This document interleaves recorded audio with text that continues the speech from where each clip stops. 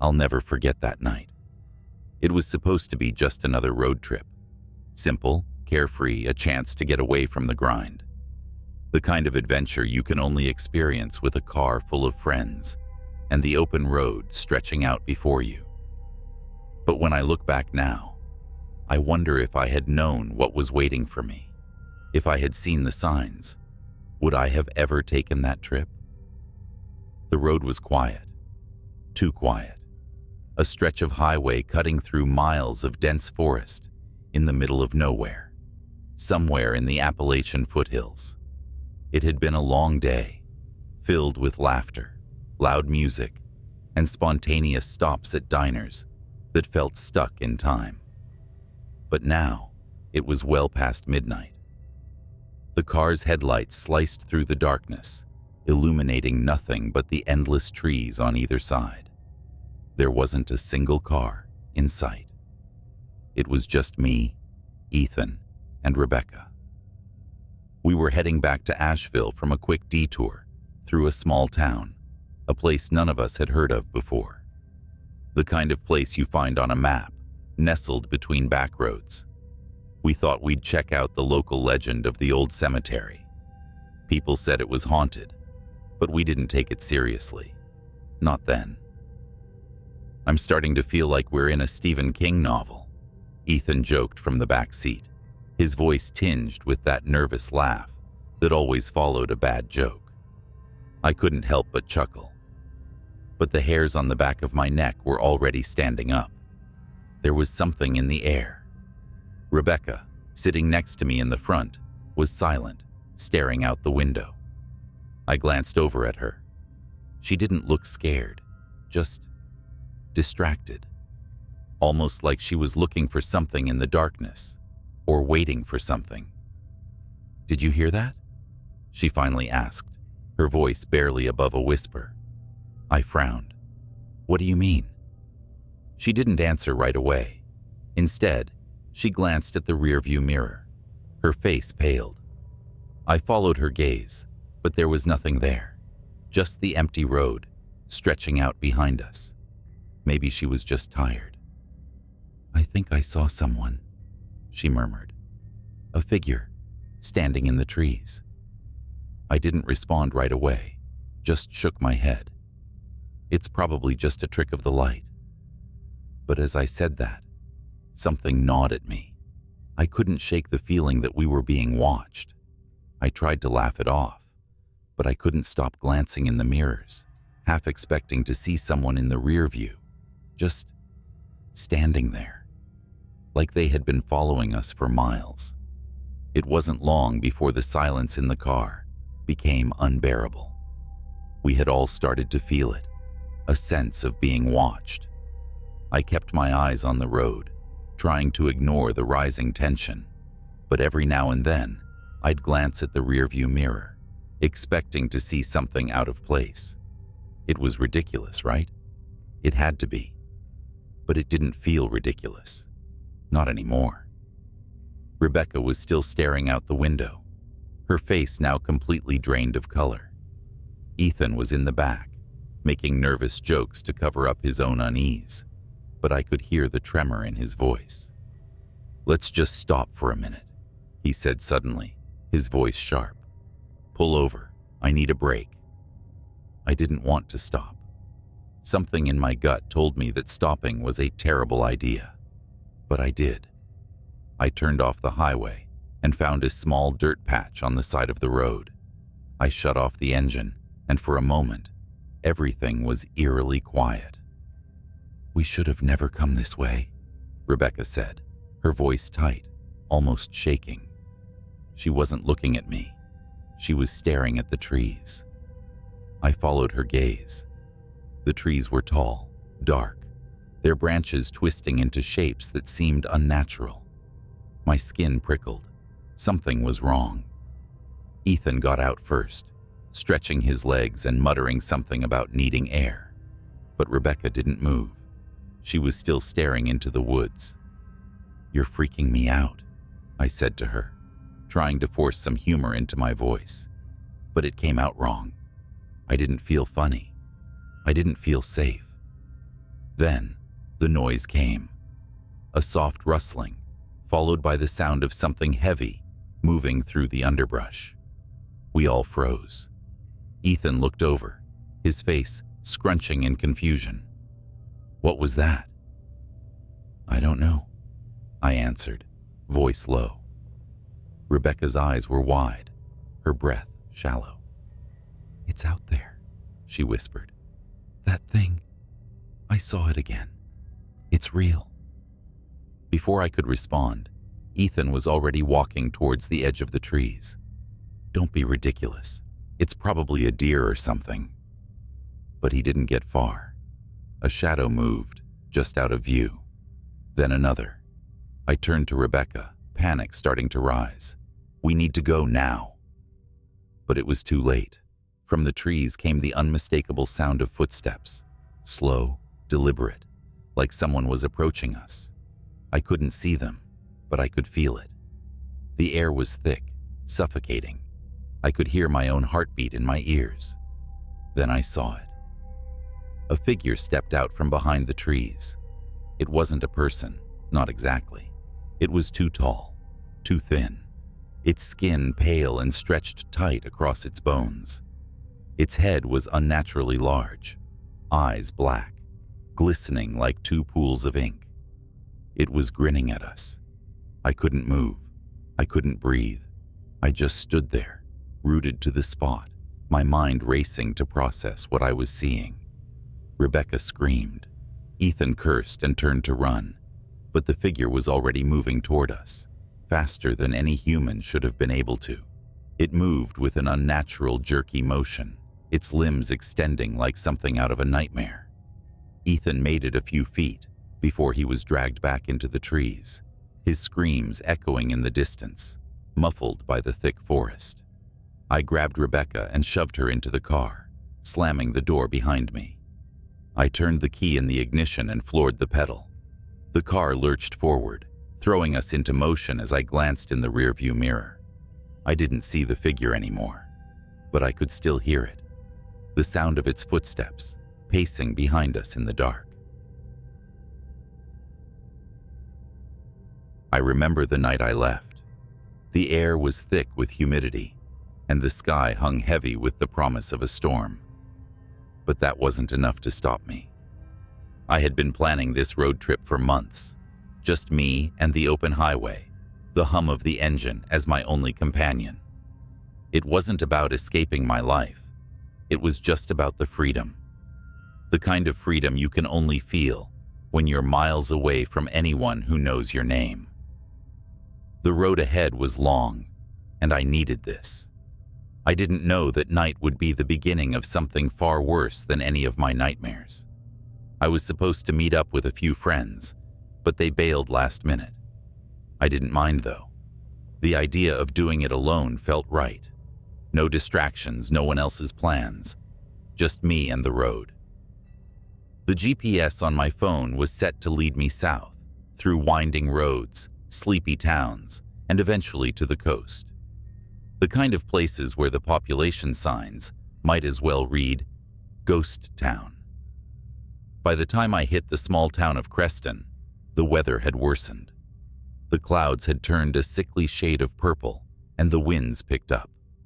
I could barely make out the shapes of distant trees through the rain. I should have turned back, but the thought didn't cross my mind until it was too late. The gas station I pulled into looked like it had been abandoned for years. The flickering lights, the cracked windows, the rusted signs. It was like something out of an old horror movie. But, in my defense, I was running low on fuel and had no choice but to stop. There was no one at the counter. I waited for a few minutes, the only sound being the drizzle against the roof and the occasional creak of the old building. That's when I saw her. A woman, standing outside the door, watching me. She looked out of place, out of time, almost. Dressed in an old-fashioned coat, her hair neatly tied back. She wasn't holding an umbrella despite the pouring rain, and she wasn't moving, just staring. I wasn't sure what to make of it. She didn't seem to be in any hurry, but I felt something off about her. It wasn't just her presence, but the way she seemed to blend into the surroundings, as if she were part of the scenery. Something inside me whispered that I should leave, but my curiosity got the better of me. I paid for the gas, and as I turned to head back to my truck, the woman stepped forward. "You shouldn't be out here, you know," she said, her voice low, almost hypnotic. "It's not safe to travel these parts at night." The hairs on the back of my neck stood up. "I'm fine," I said, not sure if I was convincing myself or her. "You'll see," she murmured, before turning and disappearing into the rain, her footsteps barely making a sound on the wet pavement. I didn't want to follow her, but something about her warning stuck with me. What did she mean by, "You'll see"? I climbed into my truck, still unsettled, and started the engine. As I pulled away from the gas station, I looked in my rearview mirror. The woman was standing by the pump, watching. Still. But now, there was something else there. A figure, dark and blurry, looming behind her. Something that wasn't quite human. I quickly turned my eyes back to the road, shaking off the feeling, telling myself it was just my imagination playing tricks. But deep down, I knew that wasn't the last time I would see her. The road stretched endlessly ahead of me.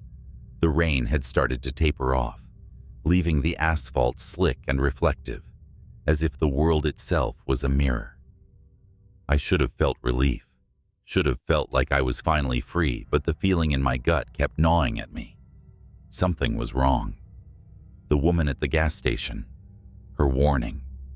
It was starting to crawl under my skin. I pushed those thoughts aside, telling myself it was just a weird encounter. Nothing more. But as the night wore on, the eerie feeling didn't go away. In fact, it grew stronger. Around midnight, I found myself on a desolate stretch of road, the kind that seemed to go on forever, with no signs of life. Just trees, barren, twisted things, lined the road like silent sentinels. The headlights of my truck barely pierced the darkness ahead. That's when it happened. The engine sputtered, a loud pop followed by a low, whirring sound. I pulled over, heart pounding, unsure if it was the rain or something else making my hands shake as I turned the engine off. I got out, popped the hood, and stared at the engine. The oil looked fine. The belts were in place. Nothing seemed out of order. But I wasn't an expert. I didn't know what had caused the problem. I fumbled for my phone to check for service. Nothing. Of course. No bars. No signal. Just as I stood there, trying to gather my thoughts, I heard a noise from the woods. At first, it was just a rustle. I figured it was just an animal, maybe a raccoon or something. But then the sound grew louder. It was like footsteps, slow and deliberate, crunching through the underbrush. My heart raced. I turned to look toward the trees, but there was nothing, just darkness. Then, I heard her voice, the woman from the gas station. "You should have turned back," she said, as if she were standing right behind me. I spun around. No one. My breath caught in my throat, my pulse hammering in my ears. Was it her? Had she followed me out here? My mind screamed to get back in the truck, but my body wouldn't move. "Don't turn around," the voice warned. It sounded like it was coming from all around me now, echoing through the trees. "It's too late." I knew I had to leave. I knew I had to get in the truck and drive, but my feet were frozen to the ground, as if some invisible force was holding me in place. I couldn't stop myself from looking over my shoulder. And there it was, a figure standing at the edge of the trees, tall, cloaked in shadow. The outline was blurry, almost shifting, like it was made of smoke. But the eyes those eyes. They glowed in the dark, cold, unblinking. The figure didn't move, just stood there, watching. My heart pounded so loudly I thought it might burst. Panic set in. I needed to get away, now. I stumbled backward, tripping over my feet, not daring to take my eyes off the figure. My breath was coming in ragged gasps as I finally managed to fumble for the door handle. But it wouldn't open. The truck door was locked. I reached into my pocket, hands trembling as I pulled out my keys. My vision was blurry, my chest tight with fear. I could hear it now, the slow, rhythmic sound of footsteps coming toward me. Closer, closer. Each step filled me with more dread than the last. Finally, the door clicked open. I threw myself inside, slammed the door shut, and locked it. My hands gripped the wheel so tightly, my knuckles ached. My foot hit the gas, and the truck lurched forward, tearing down the road. The figure was gone when I dared to glance in the rearview mirror, but I knew it hadn't vanished. It was still out there, watching. I don't know how long I drove after that. The night seemed endless, like I was trapped in a loop, unable to escape. Every shadow, every rustling noise, every flicker of movement in the corner of my eye. My mind was on high alert. Eventually, I reached a small town. I don't remember the name, but I was desperate for some kind of human presence. I pulled into the first motel I saw, paid for a room without saying much to the clerk, and locked myself inside. I haven't left the motel since. I tried to tell myself that it was just fatigue, that I had imagined everything, but I know what I saw. The woman's warning, the figure in the woods, and worst of all, whatever it was that followed me, that thing that seemed to know where I was every step of the way. I'm not sure if I'll make it home. I'm not sure if I want to, but I had to tell someone, just in case. It was supposed to be a simple road trip, a break from the monotony of work and the city. Just me, a few friends, and the open road. My name is Eric, and I'm not the type to get easily spooked, but what happened to me that summer will haunt me for the rest of my life. It all started when I met up with Tom, a buddy from college, and a guy named Dave, who I didn't know too well, but figured he'd add to the adventure. We were headed to the Pacific Coast, just a few days of driving, camping under the stars, and enjoying the freedom of being far away from the humdrum of daily life. I've heard stories about how the middle of nowhere can be eerie, but I figured it was all exaggeration. I should have listened. I should have turned around. We took the less traveled routes, back roads that cut through dense forests and desolate farmland. GPS barely worked, but that didn't bother us at first. We joked about how it was a way to get lost on purpose. But as the day wore on, things began to feel off. We were deep in the woods by the time the sun dipped below the horizon, the kind of woods where even the crickets go silent. And then we saw it.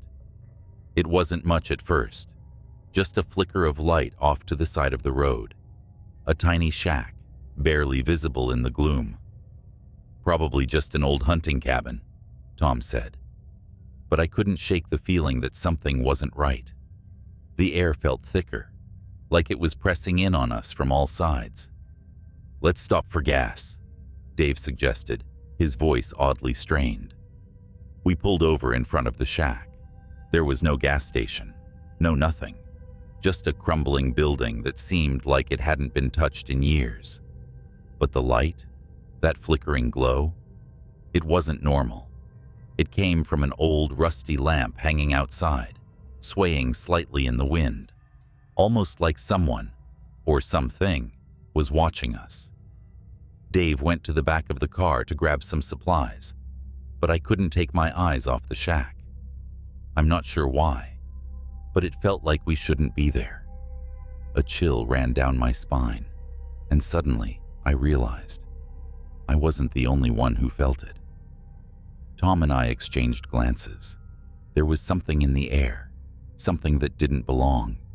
And then, out of nowhere, we heard a sound, a scraping noise, slowly, like someone dragging something heavy across the ground. We froze. Then came the footsteps, slow and deliberate. But they weren't coming from the woods.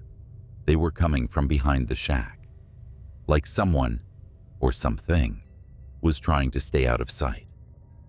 "I'll check it out," Dave said, his voice wavering. But his words were empty, because he was already walking toward the shack, his footsteps crunching on the gravel. I should have stopped him. I should have grabbed him and dragged him back into the car. But I didn't. And that's when it all started to go wrong. Dave walked toward the shack, each step heavier than the last. Tom and I stayed frozen in place, watching him from the car.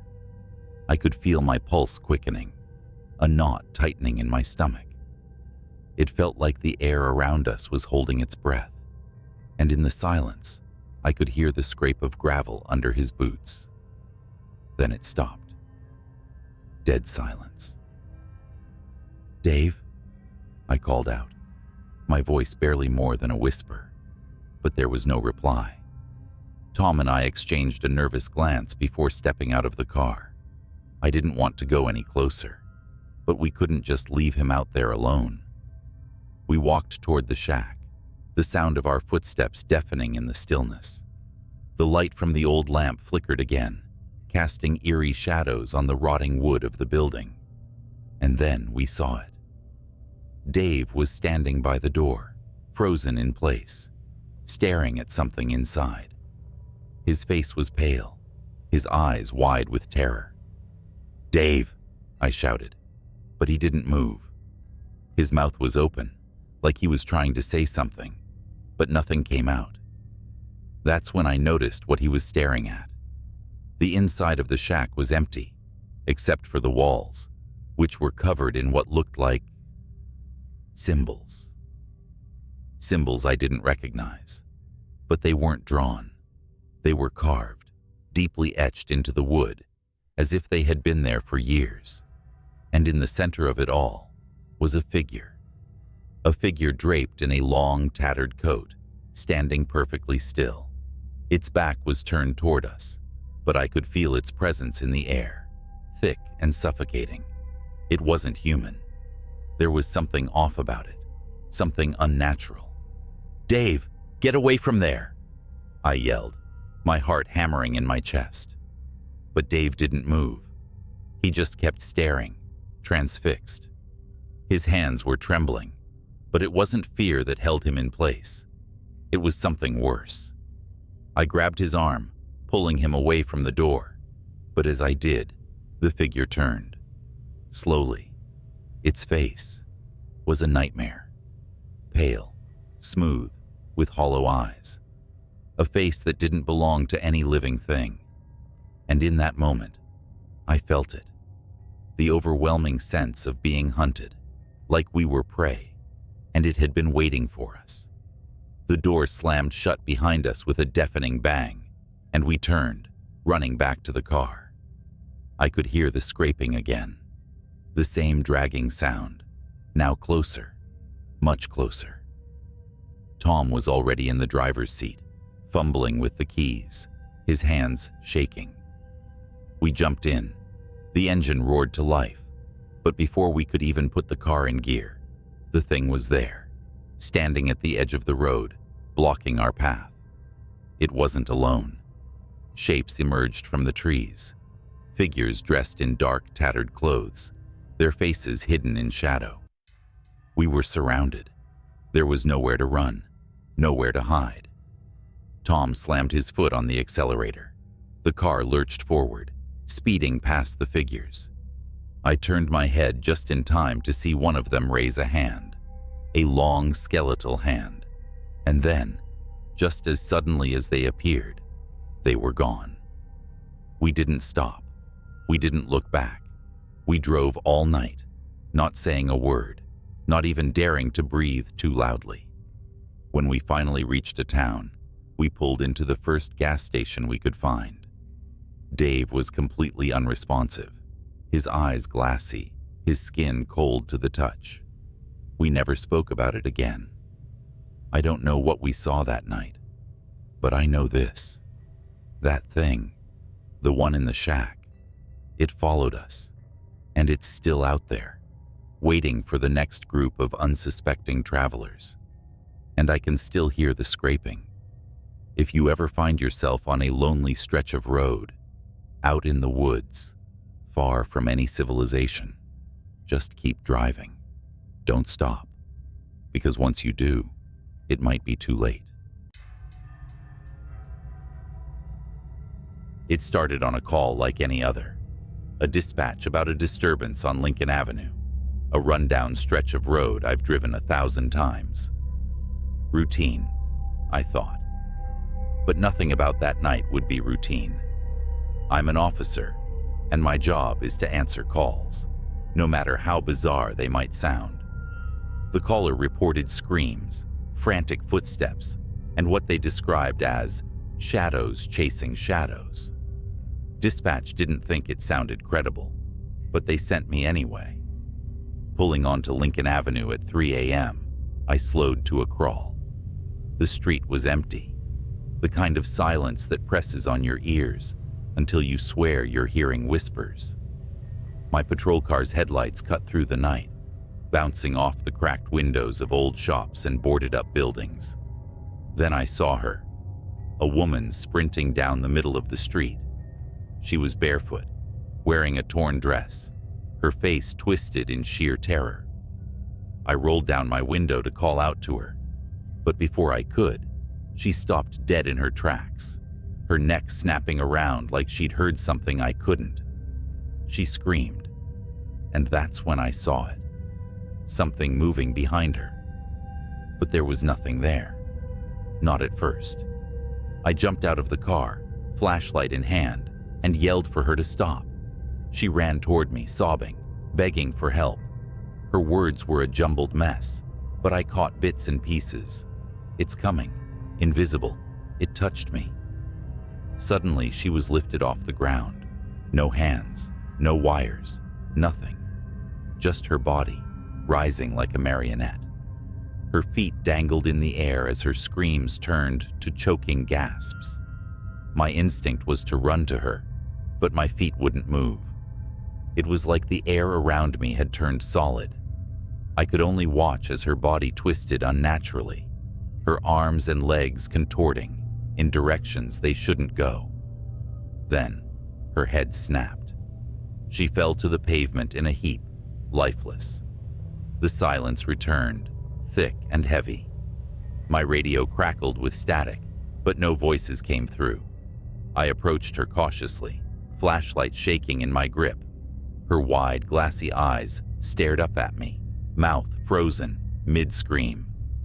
There were bruises around her neck, bruises that didn't look like they came from human hands. I called for backup, but deep down, I knew no one would believe what I just saw. As I waited, something caught my eye, a shimmer in the air, like heat waves rising off asphalt.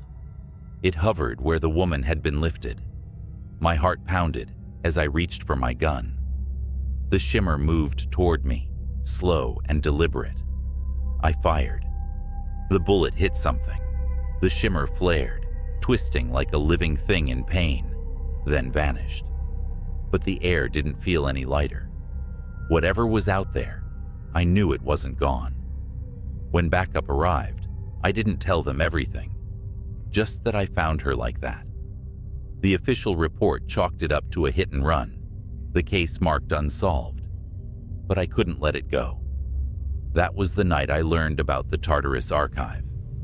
But that's a story for another time. For now, just remember, not everything you see on Lincoln Avenue is real, and some things you don't see are more real than you'd like to believe. Weeks passed, but the image of that woman's body didn't leave me.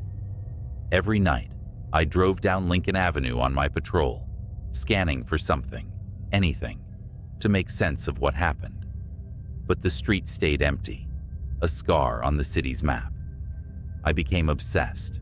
I started digging through old police files, hoping for patterns. Reports of disappearances on Lincoln Avenue dated back decades. Most were written off as runaways, accidents, or unexplainable events buried under paperwork.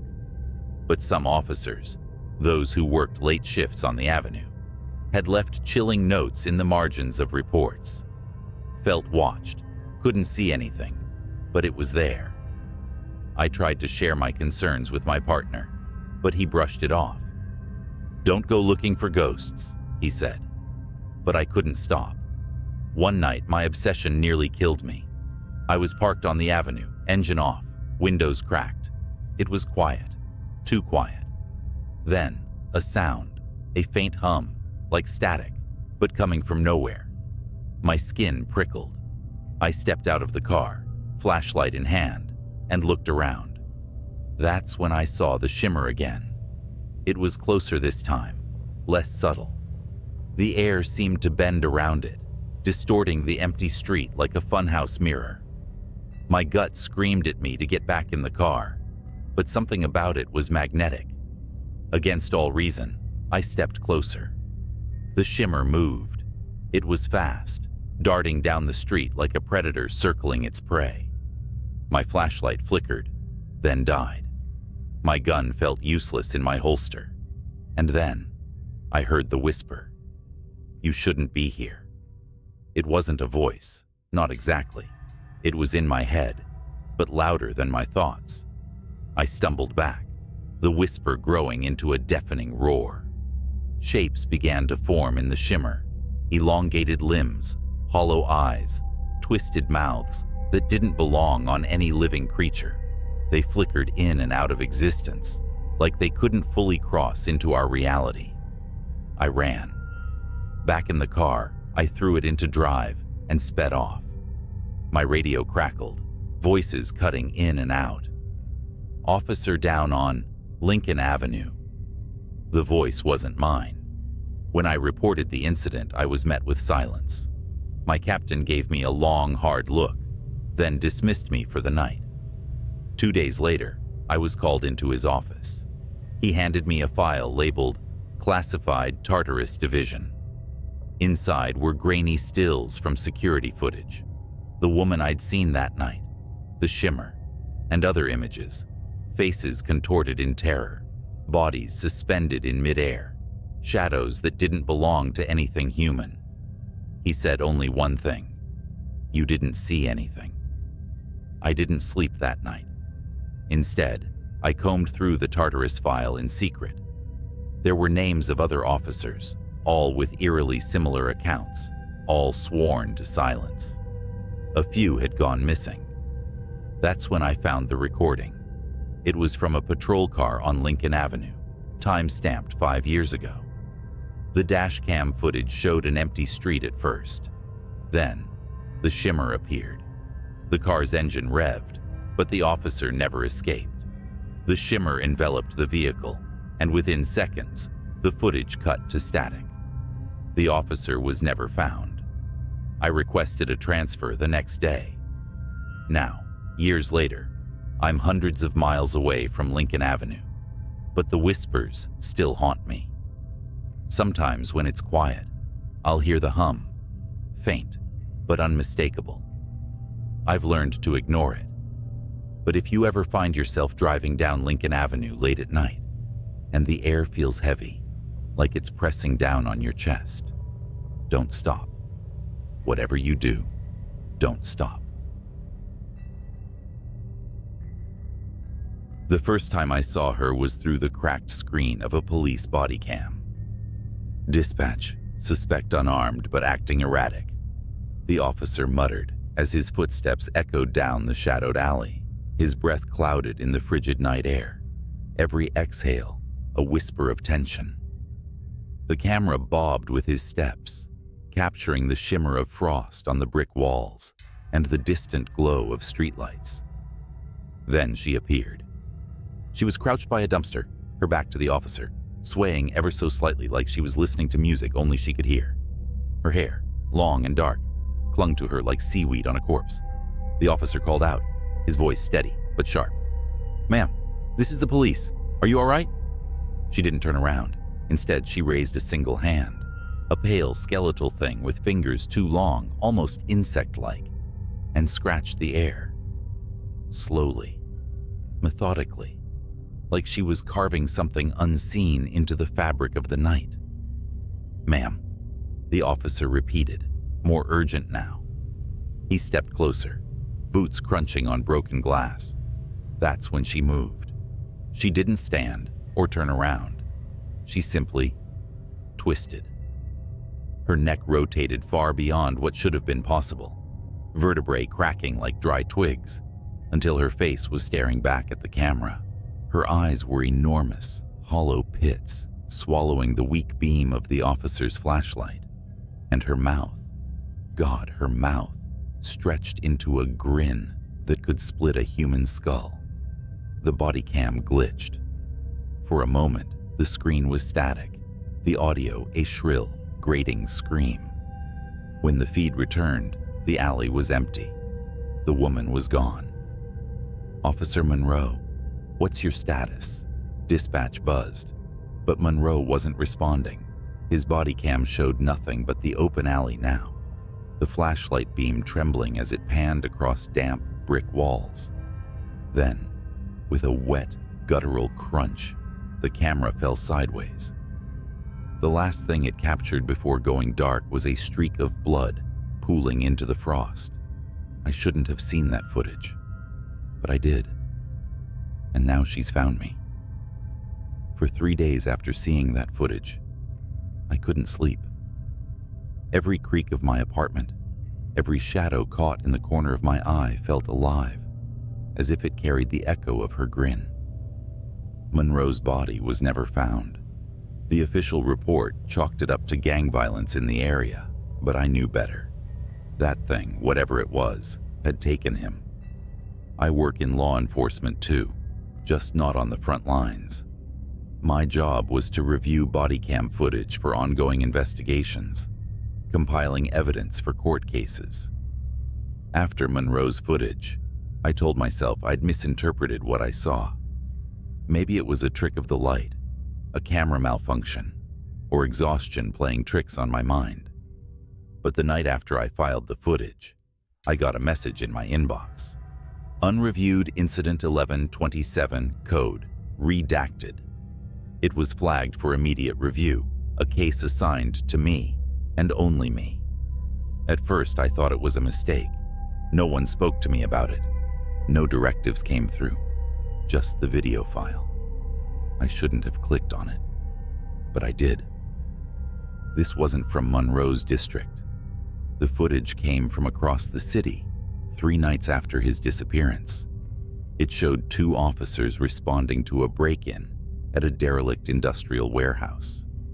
Their body cams revealed the scene: rusted machines coated in dust, walls lined with graffiti, and corridors that seemed to stretch forever into the dark. "Anyone here? Show yourself," one officer barked, his flashlight slicing through the shadows. His partner covered his 6, their footsteps echoing through the cavernous space. And then they heard it. Laughter. It was faint at first, barely audible. A child's giggle. But as they moved deeper, it grew louder, distorted, the pitch warping until it sounded less like laughter and more like the twisted cries of something mocking human joy. "Cut the crap," the second officer shouted. "This is your last warning." The laughter stopped. The silence that followed was heavier than the darkness around them. That's when the flashlight beams caught movement. Something darted between the rusted machines, too fast to track. The officers shouted, raising their weapons, but it was no use. The thing emerged, not running, but crawling, limbs too long, joints bending the wrong way. It skittered toward them with impossible speed, its hollow eyes reflecting the light like mirrors. One officer fired, The gunshots echoed, deafening in the emptiness. The creature stopped, crouched on all fours, and cocked its head. It didn't bleed. It didn't fall. It simply stared, grinning that same skull-splitting grin. Then it lunged. The camera feed erupted into chaos. Flashes of limbs, screams, static. The footage ended abruptly.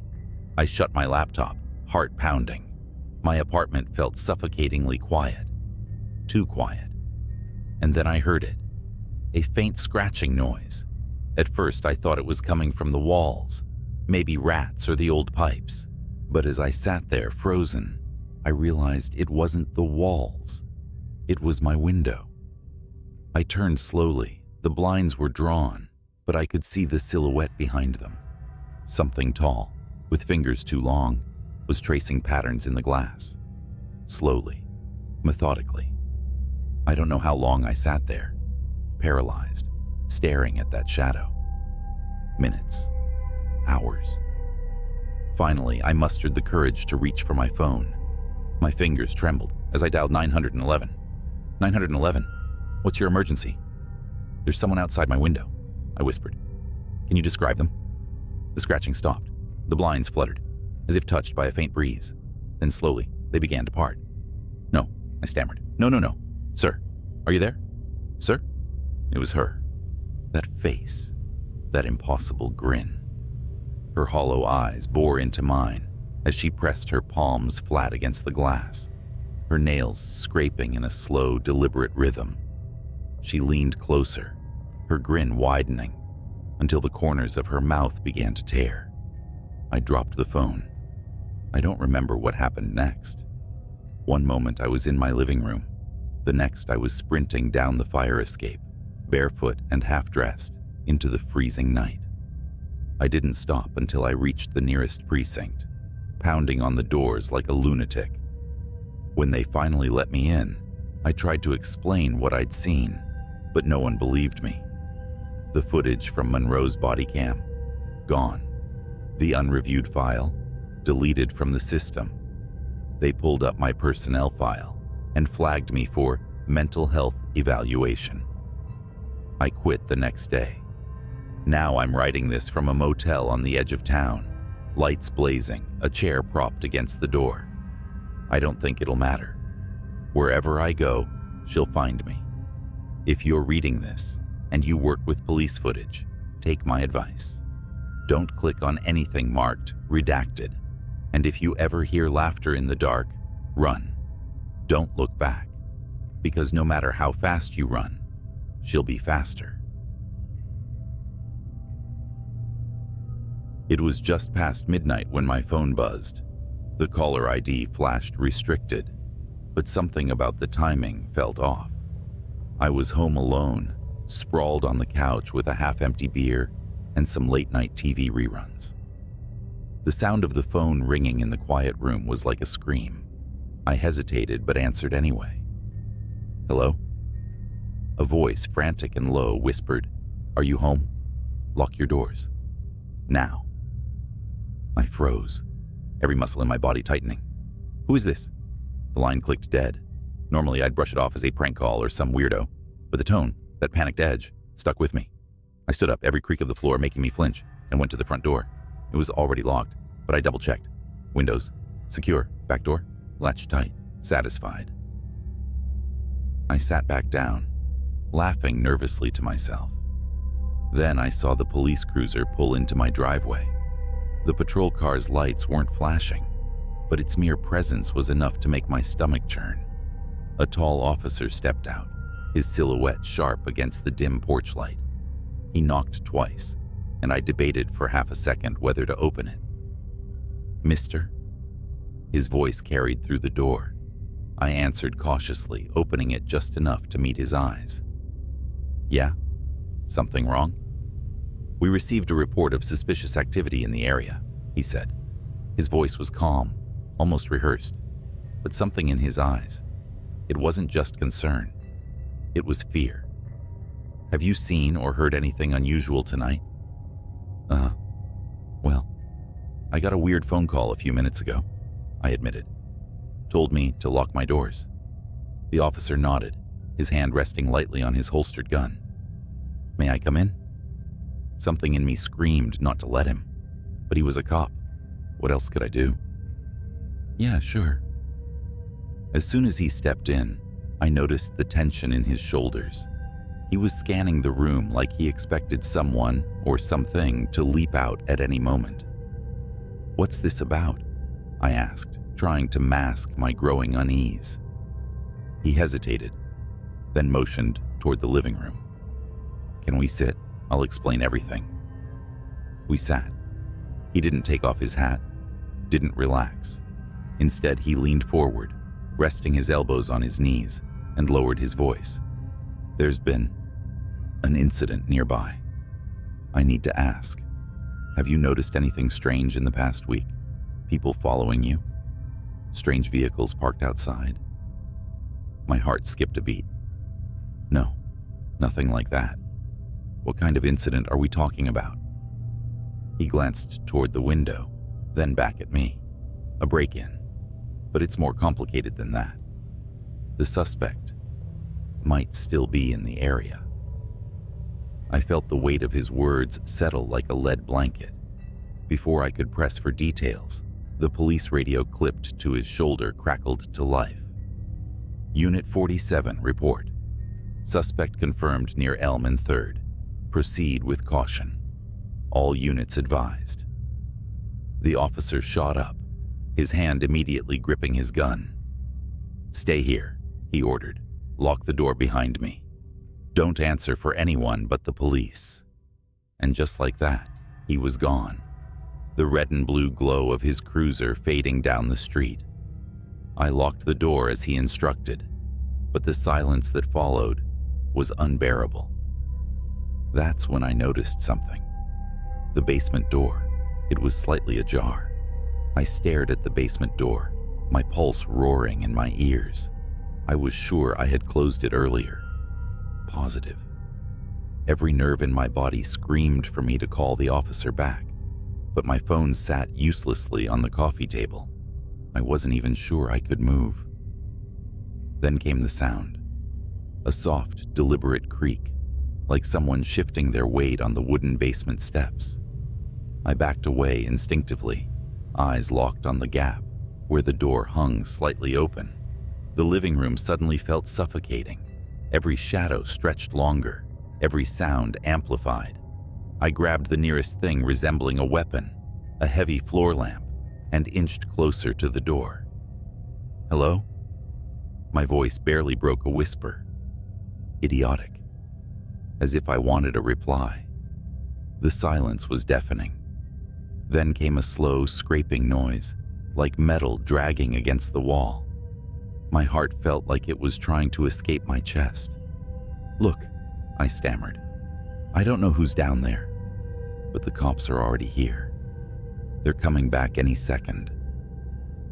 Nothing.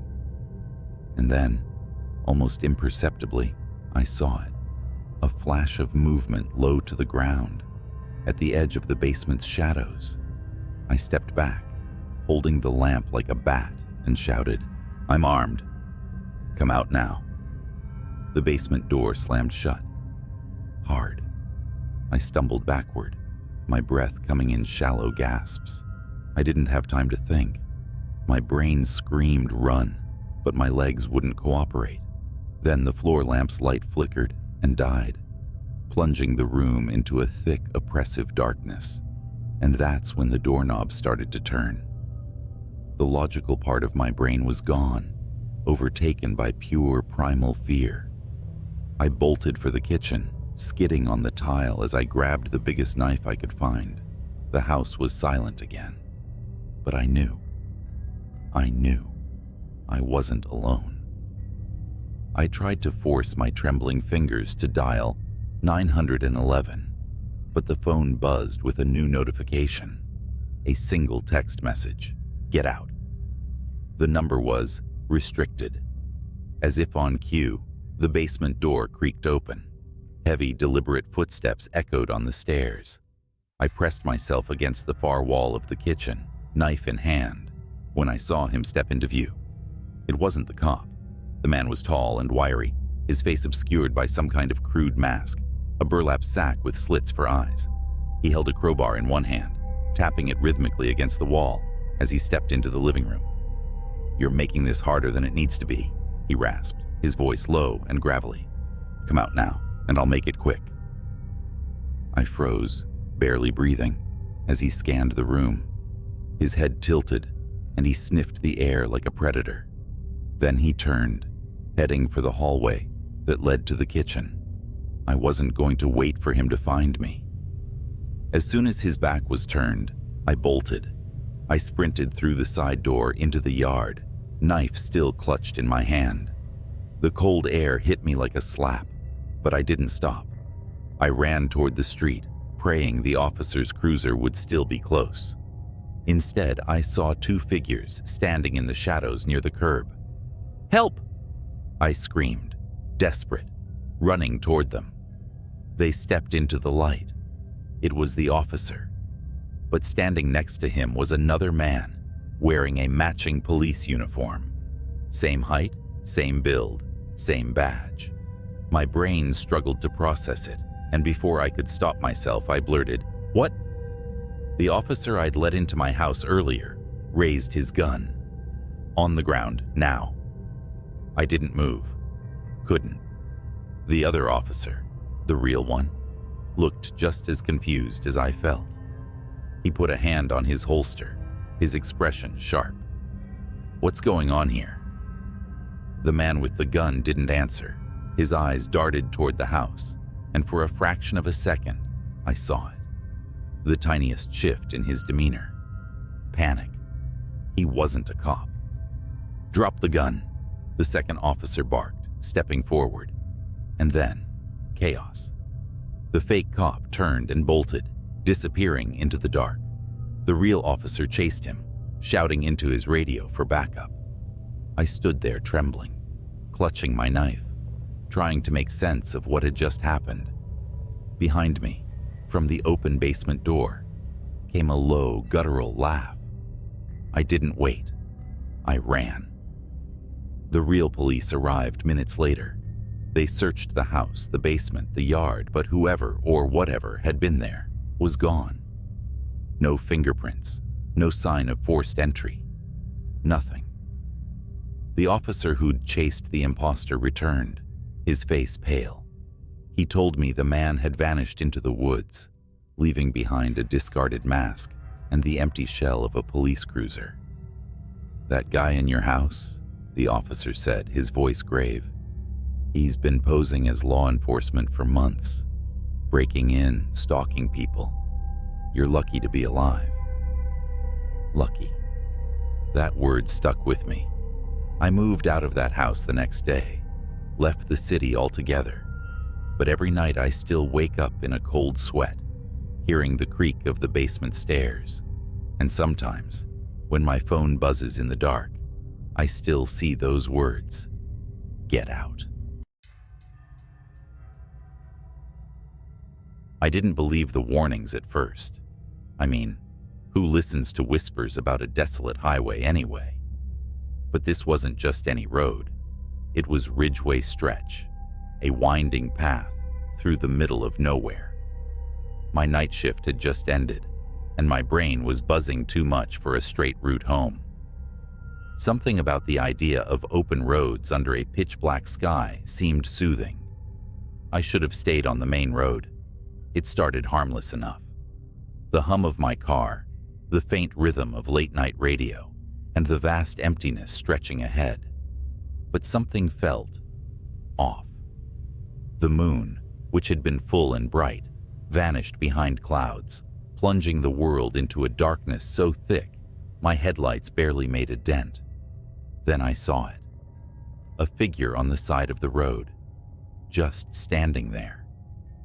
I slowed down, debating whether to stop. They didn't wave, didn't move, just stood still like they were carved out of the darkness itself. Something about the way they leaned slightly forward felt wrong, like gravity was holding them in place unnaturally. My instinct screamed, "Keep driving." So I did. But as my car rolled past, the headlights flickered, and I swear I saw the figure twist its head to watch me. Only, there were no eyes, just hollow pits. My chest tightened, and I floored the gas pedal. The car roared forward, the speedometer climbing past 70, but I couldn't shake the feeling that something was following me. The road felt endless, curving in ways it hadn't before, twisting like a serpent. My GPS blinked out, replacing my destination with static. That's when the radio crackled to life. A voice, low and distorted, seeped through the speakers. "You shouldn't have ignored me." I nearly swerved off the road as the voice hissed through the car's speakers. My heart pounded so hard, it felt like it was rattling my ribs. The radio wasn't even turned on. I'd switched it off minutes ago, fed up with static. But here it was, alive and taunting me. I tried to laugh it off, convincing myself it was just my mind playing tricks. Long shift, dark road, adrenaline. Classic ingredients for a good scare. That's all it was. At least, that's what I told myself until my headlights caught movement up ahead. Something darted across the road, low and fast, like an animal. I slammed the brakes hard, skidding to a stop. The silence afterward was deafening. My car idled in the middle of the stretch, headlights illuminating nothing but empty asphalt and the distant shimmer of mist.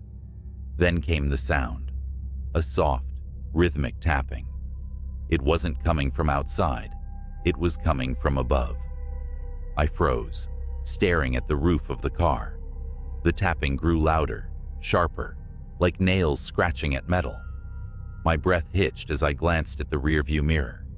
The interior was pitch black, but for a moment, I thought I saw movement behind me, a subtle shift of a shadow that shouldn't have been there. Gripping the wheel tighter, I slammed the car into gear and sped off. The tapping stopped instantly, but the relief didn't last. My phone buzzed on the passenger seat. It was a text from a number I didn't recognize. Look in the mirror. I didn't want to. God help me, I didn't want to.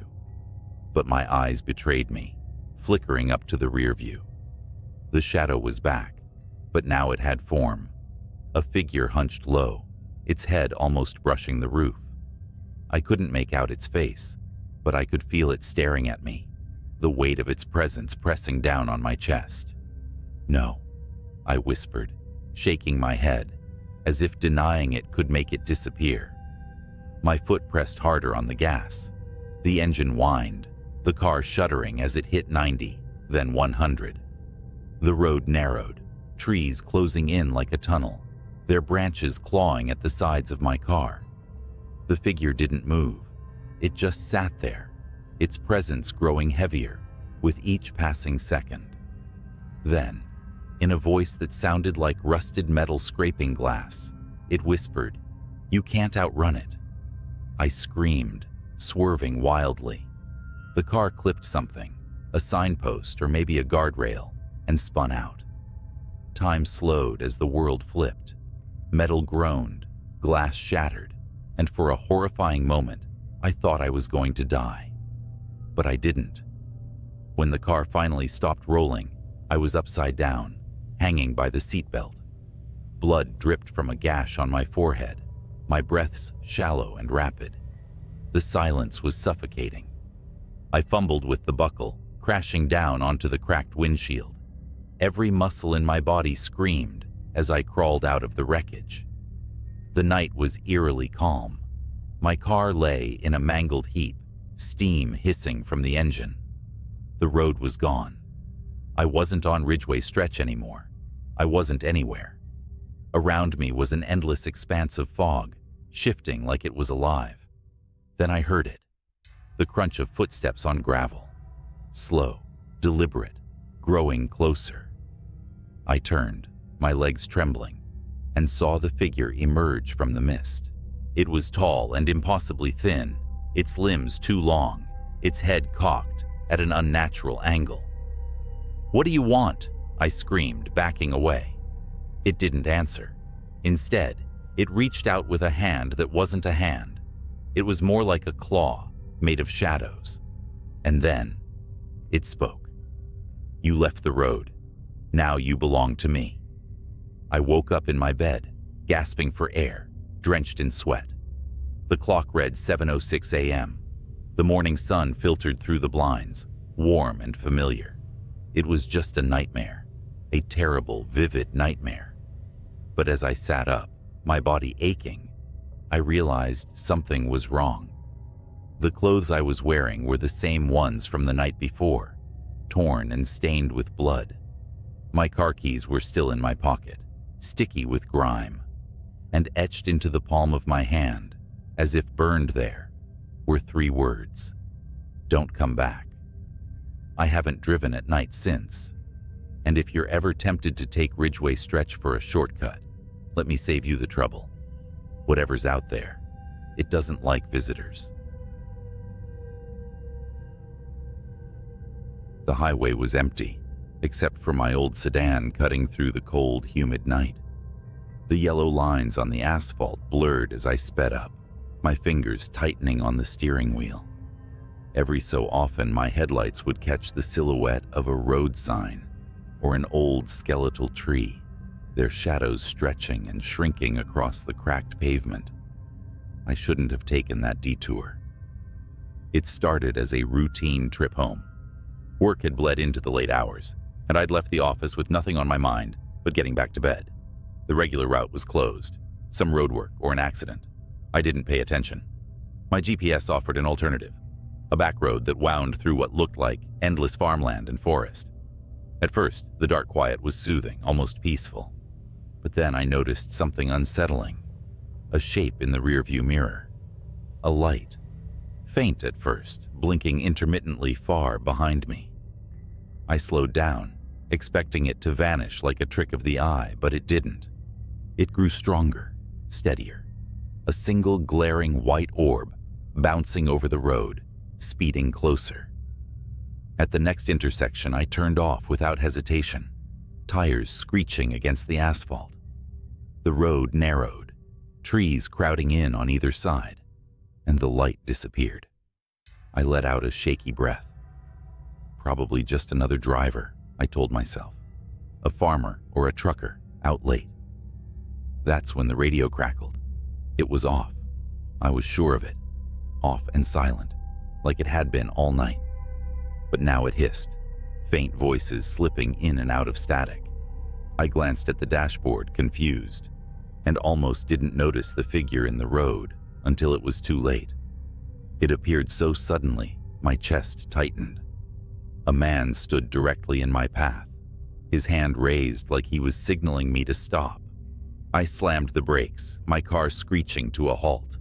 Heart pounding, I leaned forward, squinting into the darkness. The man was pale, unnaturally so, his face hollow and his clothes rumpled. He didn't look homeless, though, or drunk, more like something misplaced. His lips moved, but I couldn't hear him. My gut told me to drive, but curiosity won. I cracked the window. "What are you doing out here?" I called, my voice shaking more than I liked. The man's lips stopped moving, his head tilted, neck bending in an unnatural angle. Then, in a voice as clear as if he were sitting beside me, he whispered, "You shouldn't have stopped."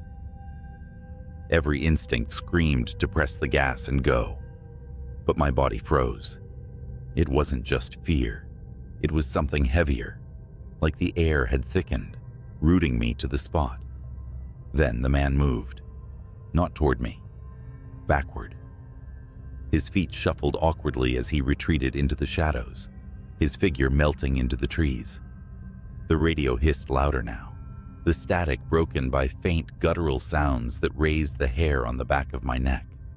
Before I could act, the light reappeared in my rearview mirror. This time it wasn't distant. It flooded the inside of my car, so bright it washed out the world outside. My foot found the pedal, and I sped off, the light chasing me like a predator. I floored the gas pedal, the old sedan groaning as it sped down the winding road. The blinding light in my rearview mirror didn't falter. It grew brighter, closer, swallowing the world behind me. My hands gripped the wheel so hard my knuckles ached, and the forest on either side blurred into an endless wall of black. The radio screamed now.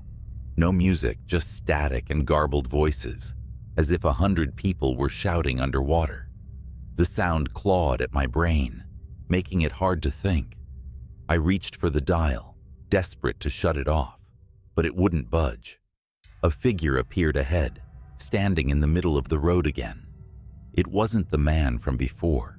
It was taller, thinner, its limbs unnaturally long. Its head lolled to the side as if it couldn't hold it up. And its eyes. God, its eyes glowed the same blinding white as the light behind me.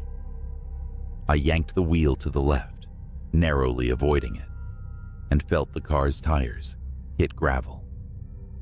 My heart stopped as the vehicle skidded, the steering wheel jerking out of my hands. I was certain I'd crash into a tree, but the car swerved back onto the road as if pulled by an invisible force. That was when I heard the laughter. It wasn't from the radio or the road. It came from inside the car. I didn't dare look around. My eyes stayed fixed on the road ahead, where the forest began to thin, revealing a stretch of open field.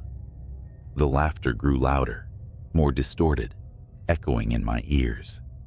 I couldn't tell if it was mocking or joyous, but it chilled me to my core. "Keep driving," a voice whispered from the passenger seat. I couldn't stop myself. I glanced over. The passenger seat was empty, but for a brief moment, the shadows seemed to shift, forming a faint outline of a figure hunched over, watching me. Its face was obscured, but its presence pressed on me like a physical weight.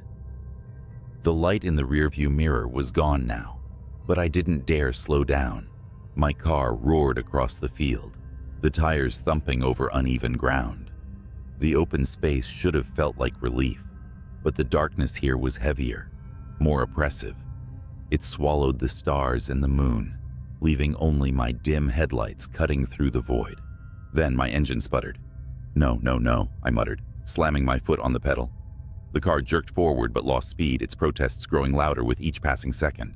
Finally, it rolled to a stop, the engine clicking as it died. The headlights flickered, then went out, leaving me in absolute darkness. For a long moment, there was silence, and then I heard it.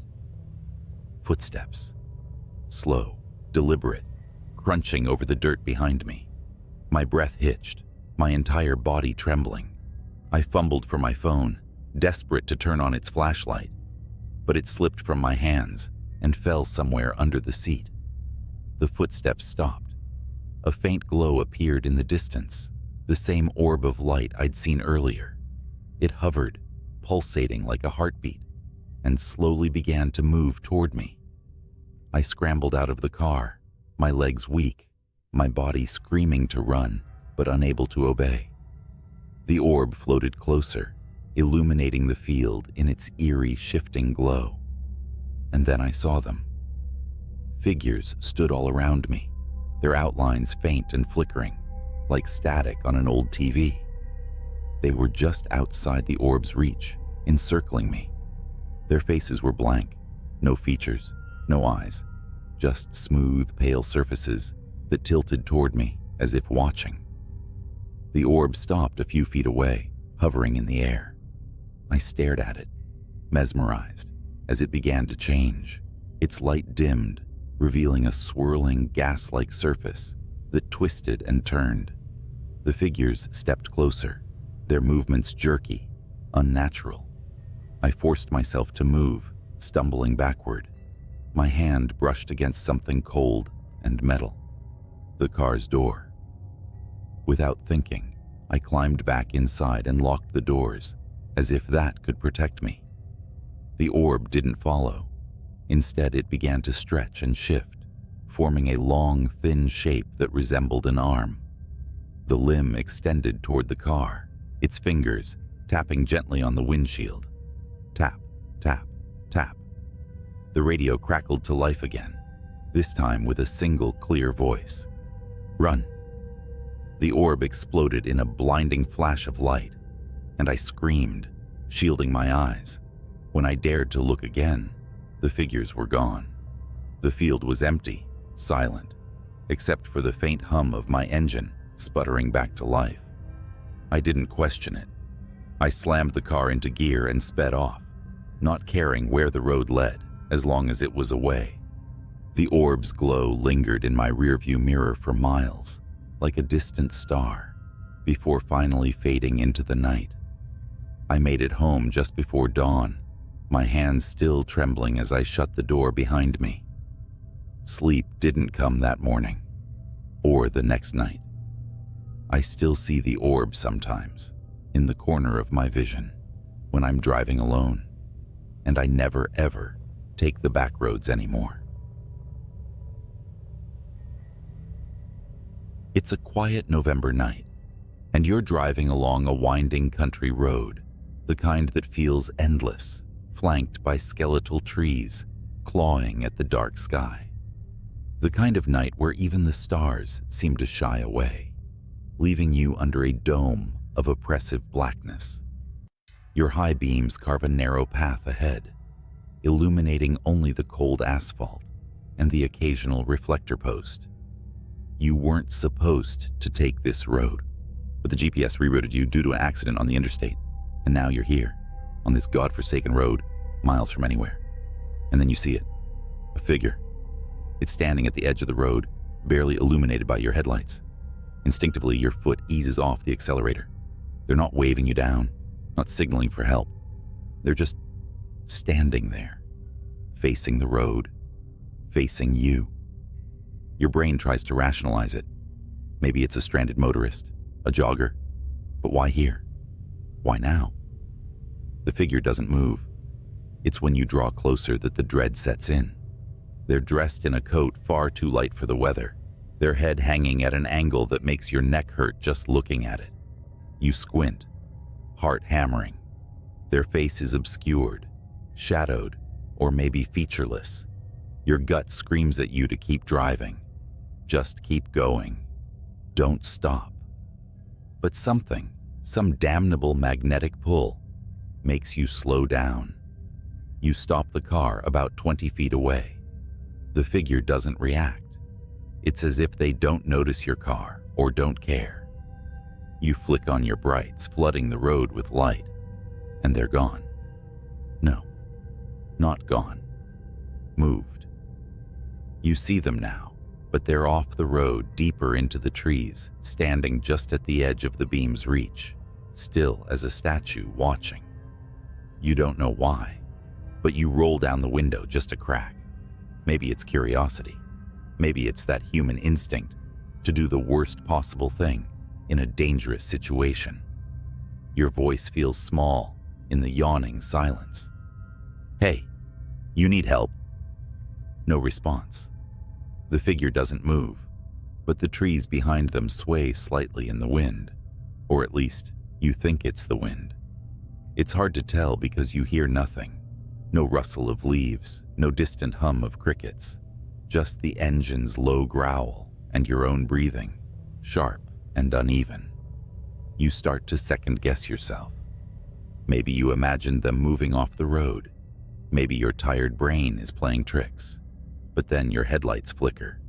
Not off, not entirely, but enough to make your stomach drop. The beams dim for a split second, and when they come back, the figure is closer. Much closer. They're at the edge of the ditch now, their face, or the void where their face should be, angled directly at you. Your chest tightens as you realize you can't make out any features. No eyes, no mouth. Just a smooth expanse of pale skin. And then you notice something else. Their hands. Long.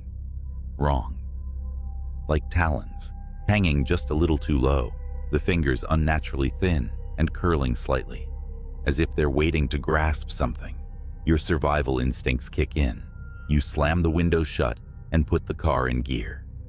You're not staying here. Not tonight.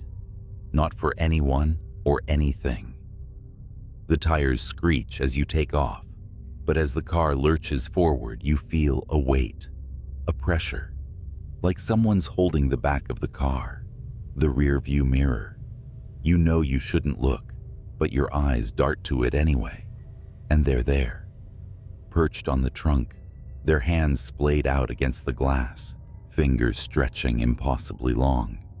They're still featureless, but you swear you can feel them looking at you, through you. You scream and stomp the gas. The car roars, the tires find grip, and for a second, you think you're free. The figure slides off the back, disappearing into the dark road behind you. Relief washes over you in a cold wave, but then something taps the window. Once, twice, a rhythmic knock, deliberate and unhurried. It's coming from the passenger side. You whip your head around.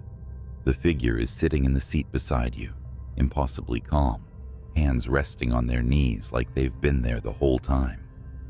The inside of the car reeks now, like wet earth and decay. You don't even think. You wrench the wheel to the side.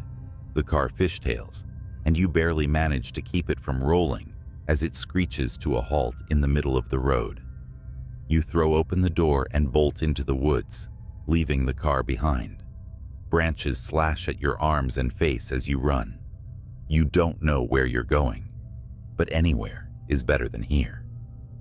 The figure doesn't chase you, at least not in the way you expect.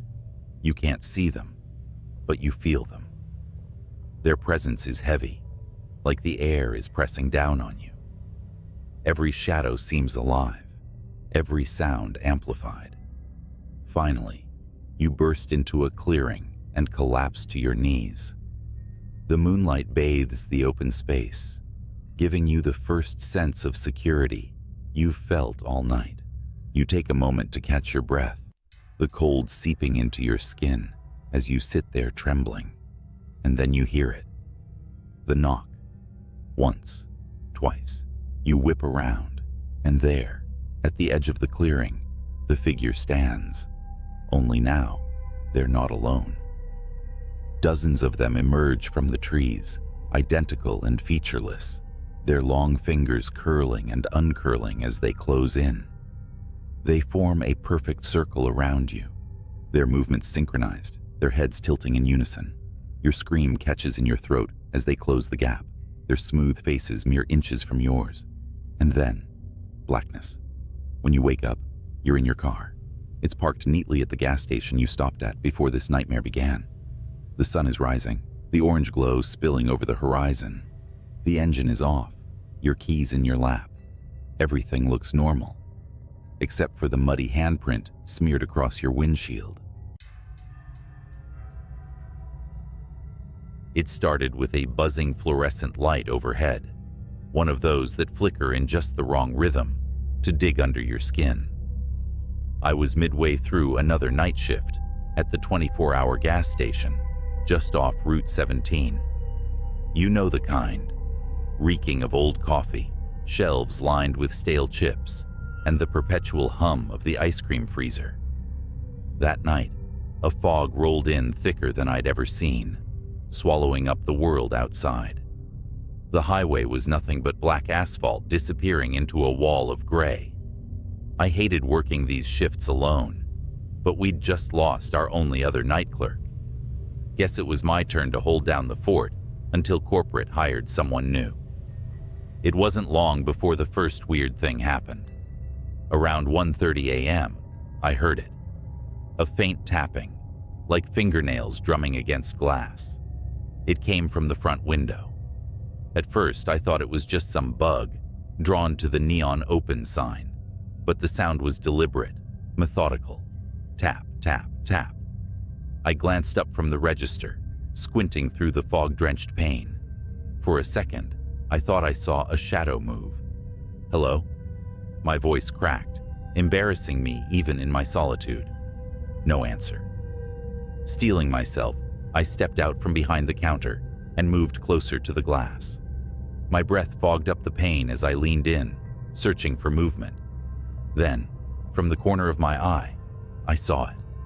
A hand. Pale, long fingers, almost skeletal, reached up and pressed against the outside of the glass. My heart leapt into my throat. I stumbled back, knocking over a rack of potato chips. The hand was gone. I fumbled for the phone, but of course, the damn landline had been out for days. Cell service out here? Forget it. Swallowing the lump in my throat, I convinced myself it was a prank. Some drunk weirdo messing around. But deep down, I knew better.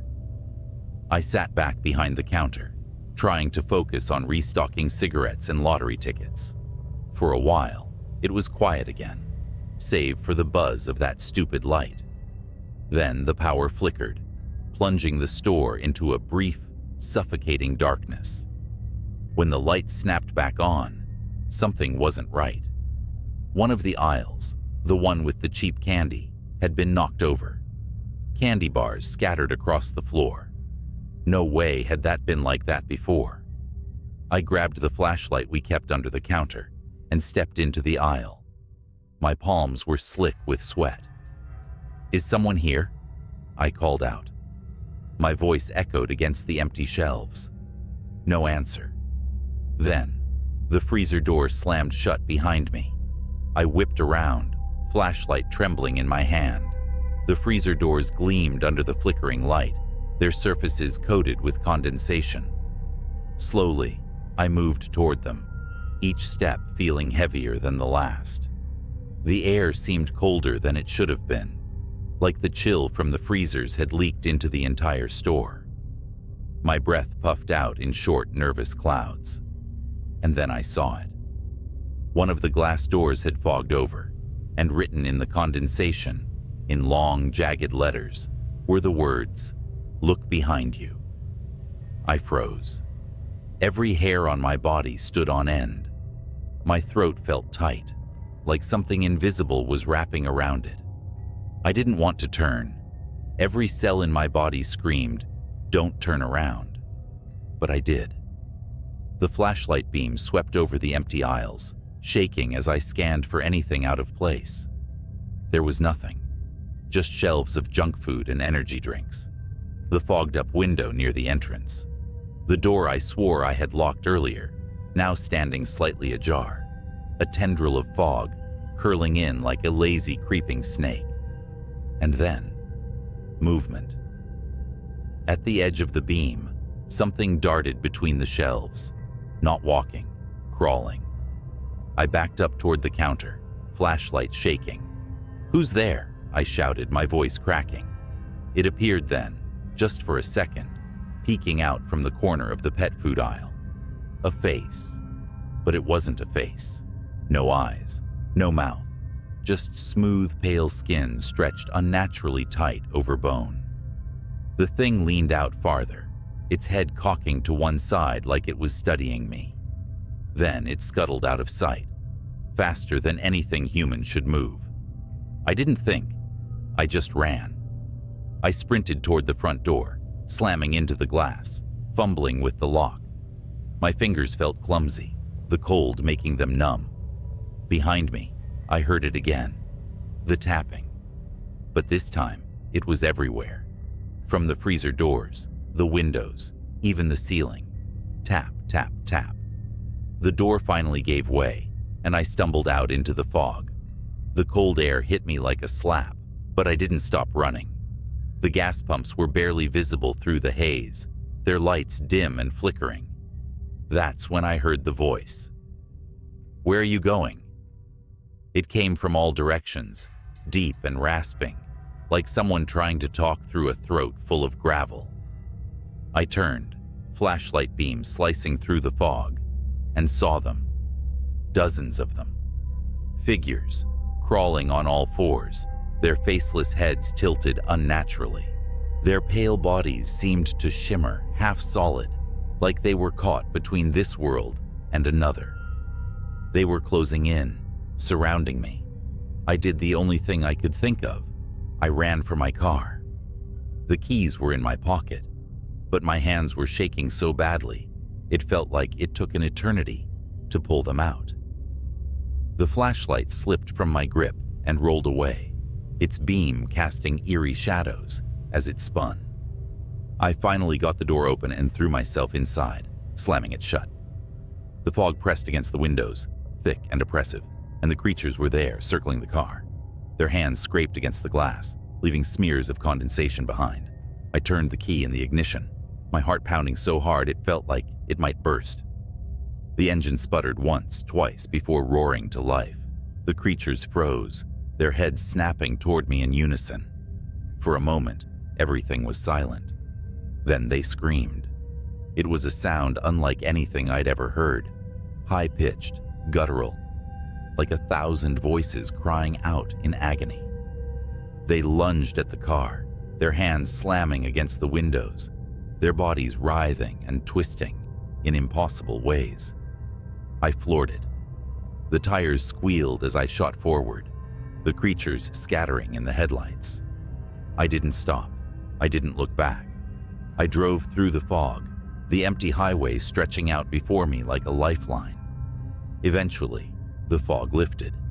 The gas station disappeared in my rearview mirror, swallowed by the darkness. I quit the next day. I still don't know what I saw that night. I don't want to know.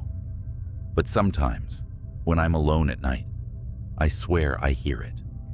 The tapping. And I can't help but wonder if they ever really let me go. The diner where I worked night shifts wasn't anything special. Just a run-of-the-mill greasy spoon sitting off a desolate highway in the middle of nowhere. Most nights were uneventful, serving truckers, wiping counters, and flipping through an ancient magazine to pass the hours. But that night was different. It started when the clock on the wall chimed midnight, a ritual so mundane that I usually didn't notice it. This time, though, the sound stretched on longer than it should have, like the chime was being dragged, distorted, pulled apart. The fluorescent lights above me buzzed and flickered, sending the room into brief bursts of darkness. I glanced toward the door, half hoping to see a customer walk in and break the eerie silence.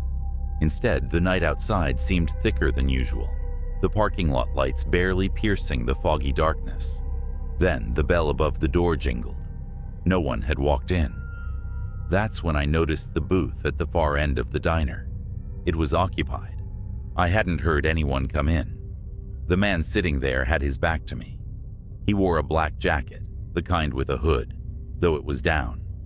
His dark hair was greasy and matted, and he sat perfectly still, staring out the window into the nothingness beyond. "Can I help you?" I asked, trying to keep my voice steady. He didn't turn around. Great. Another weirdo.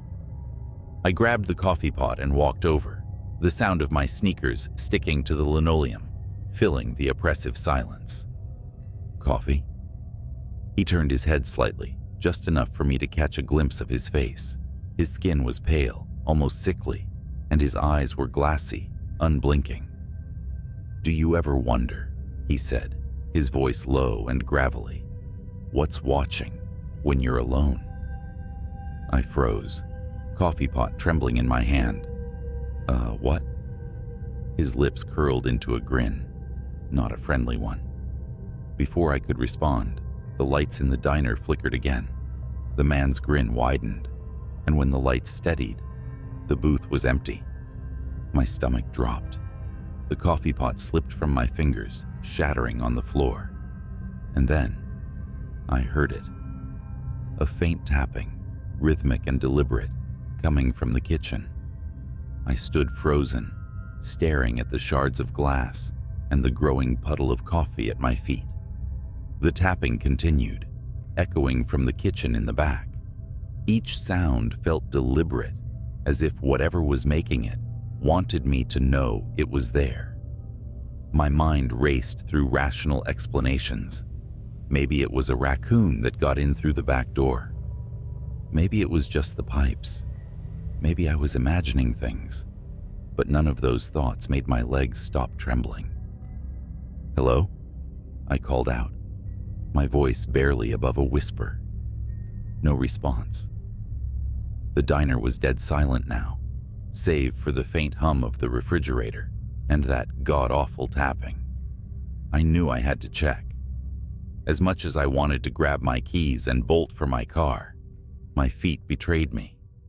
I stepped cautiously toward the kitchen, every squeak of my sneakers against the linoleum, sounding like a gunshot in the stillness. The door to the kitchen was ajar, swinging slightly as if it had just been pushed open. The fluorescent light above it flickered erratically. "Anyone there?" I asked, louder this time. The tapping stopped. My breath hitched, and I clenched my fists to keep them from shaking. I stepped through the door and scanned the room. Everything was where it should be. The counters, the griddle, the industrial sink, nothing out of place. Until I saw the freezer door. It was cracked open. I knew I'd closed it. I was sure of it. The freezer was old, and it didn't stay cool unless it was properly latched. I edged closer, feeling the cold air snake out and brush against my skin. The tapping resumed, louder now, and it was definitely coming from inside the freezer. I reached out, my hand trembling as I grabbed the handle. Slowly, I pulled it open. The smell hit me first, metallic, rancid, and suffocating. Inside, the shelves were empty, save for a single object on the middle rack. It was a jar. The glass was smeared with something dark and viscous, and inside, a mass of something pulsed faintly, as though alive. My stomach churned, but before I could back away, I heard a voice. "I told you," it whispered, low and guttural. I spun around, and there he was, the man from the booth, now standing in the doorway of the kitchen. His head tilted unnaturally to the side, and his grin was stretched wider than before, exposing teeth that were jagged and wrong. "You ever wonder what's watching?" he hissed, his voice distorted, like static on an old TV. I stumbled back, my foot slipping on the slick freezer floor. The jar fell from the shelf, shattering on the ground. The thing inside spilled out, a writhing, fleshy mass that began to grow. It unfurled long, spindly limbs that slapped against the walls, its surface glistening with a black, tar-like substance. I scrambled to my feet, heart pounding, as the creature turned toward me, its eyeless face twisted and shifted, its mouth opening impossibly wide to reveal rows of jagged teeth. "Run," the man said, his voice almost gleeful. I didn't need to be told twice. I bolted out of the kitchen, through the diner, and into the foggy night. My car was the only thing I could think of, my sanctuary from whatever nightmare was unfolding behind me. As I reached the parking lot, I glanced back at the diner. The windows were dark, but I could see movement inside, shadows slithering across the walls, something too large to fit in that tiny kitchen. I jumped into my car, fumbled with the keys, and finally got the engine roaring. Tires screeching, I tore out of the lot, leaving the diner and its horrors behind. But as I sped down the empty highway, I caught a glimpse in my rearview mirror. The man was standing in the middle of the road, his grin still stretched wide, his hand raised in a slow, mocking wave. I didn't stop driving until the sun came up, and even then, I couldn't shake the feeling that I wasn't alone. I quit the diner the next day, but some nights, when the world is too quiet, I swear I can still hear the tapping. It started like any other night shift.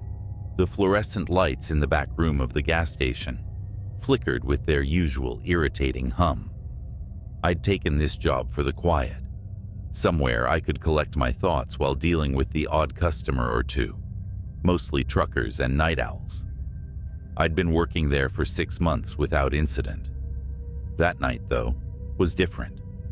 It was the dead of winter, and a brutal windstorm had turned the streets into a graveyard of fallen branches and trash. I leaned against the counter, scrolling aimlessly on my phone, when the door chimed. A man walked in.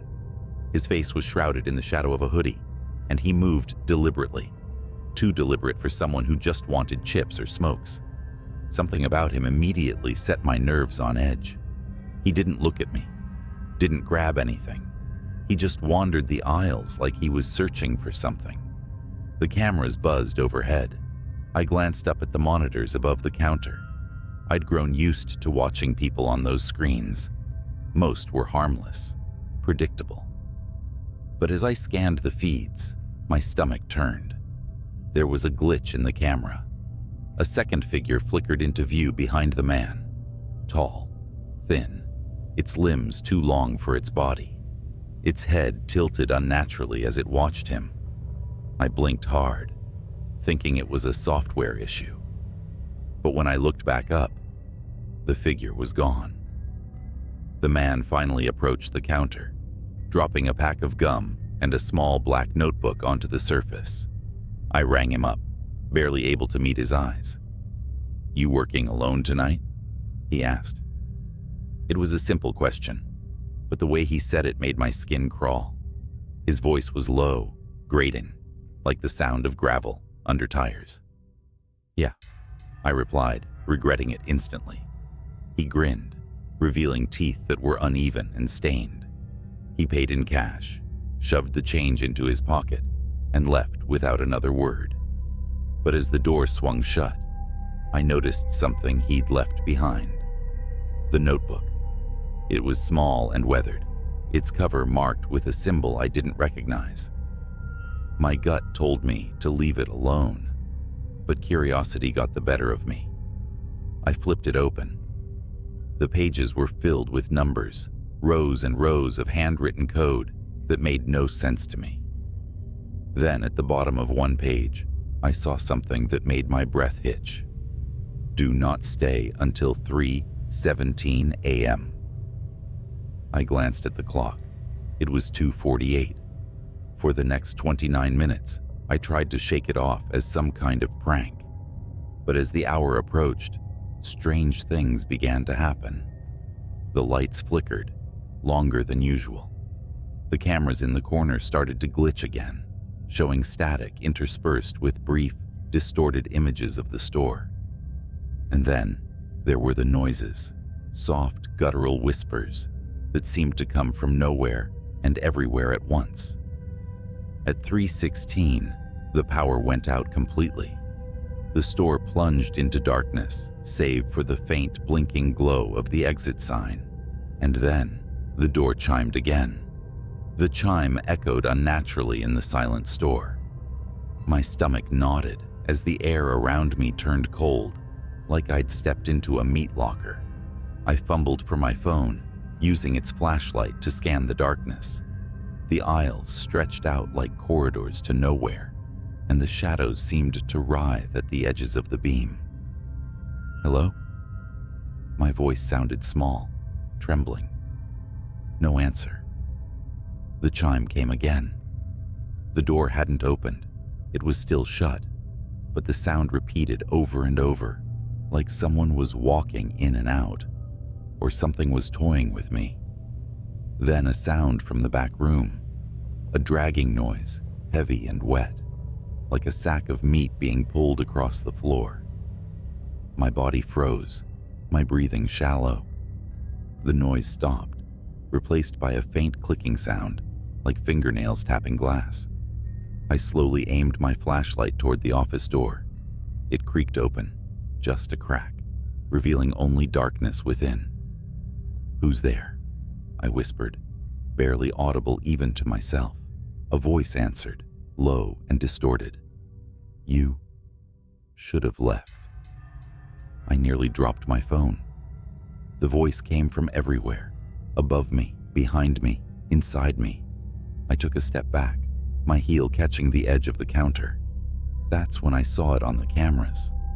The monitors, somehow still active despite the power outage, showed the store from every angle, and in every feed, it was there. The thing I'd seen earlier, flickering like a broken signal. It stood impossibly tall, its head brushing the ceiling. Its body was grotesquely elongated, with limbs that bent in ways no humans should. Its face was nothing but a void, darker than the surrounding shadows. It moved slowly down the aisle, its steps silent but deliberate, coming straight toward me. I spun around, shining my light. Nothing was there. Yet on the cameras, it was only feet away. My fight or flight instincts kicked in, and I bolted for the back door. The dragging sound started again, louder now, as if it were right behind me. I reached the door and shoved it open, stumbling into the freezing night air. The parking lot was empty, the wind howling through the trees. I didn't stop running until I reached my car. Fumbling with the keys, I started the engine and peeled out of the lot. The rear-view mirror taunted me. I couldn't bring myself to look at it, terrified of what I might see. When I finally got home, I locked every door and window and sat in my living room, shaking. My phone buzzed, breaking the silence. It was a text from an unknown number. "You forgot the notebook." My blood ran cold. I didn't respond, didn't sleep, didn't even move for the rest of the night. When morning came, I called my manager and quit. I never went back to that gas station. Weeks later, I saw a news report. A night shift worker at the same gas station had gone missing.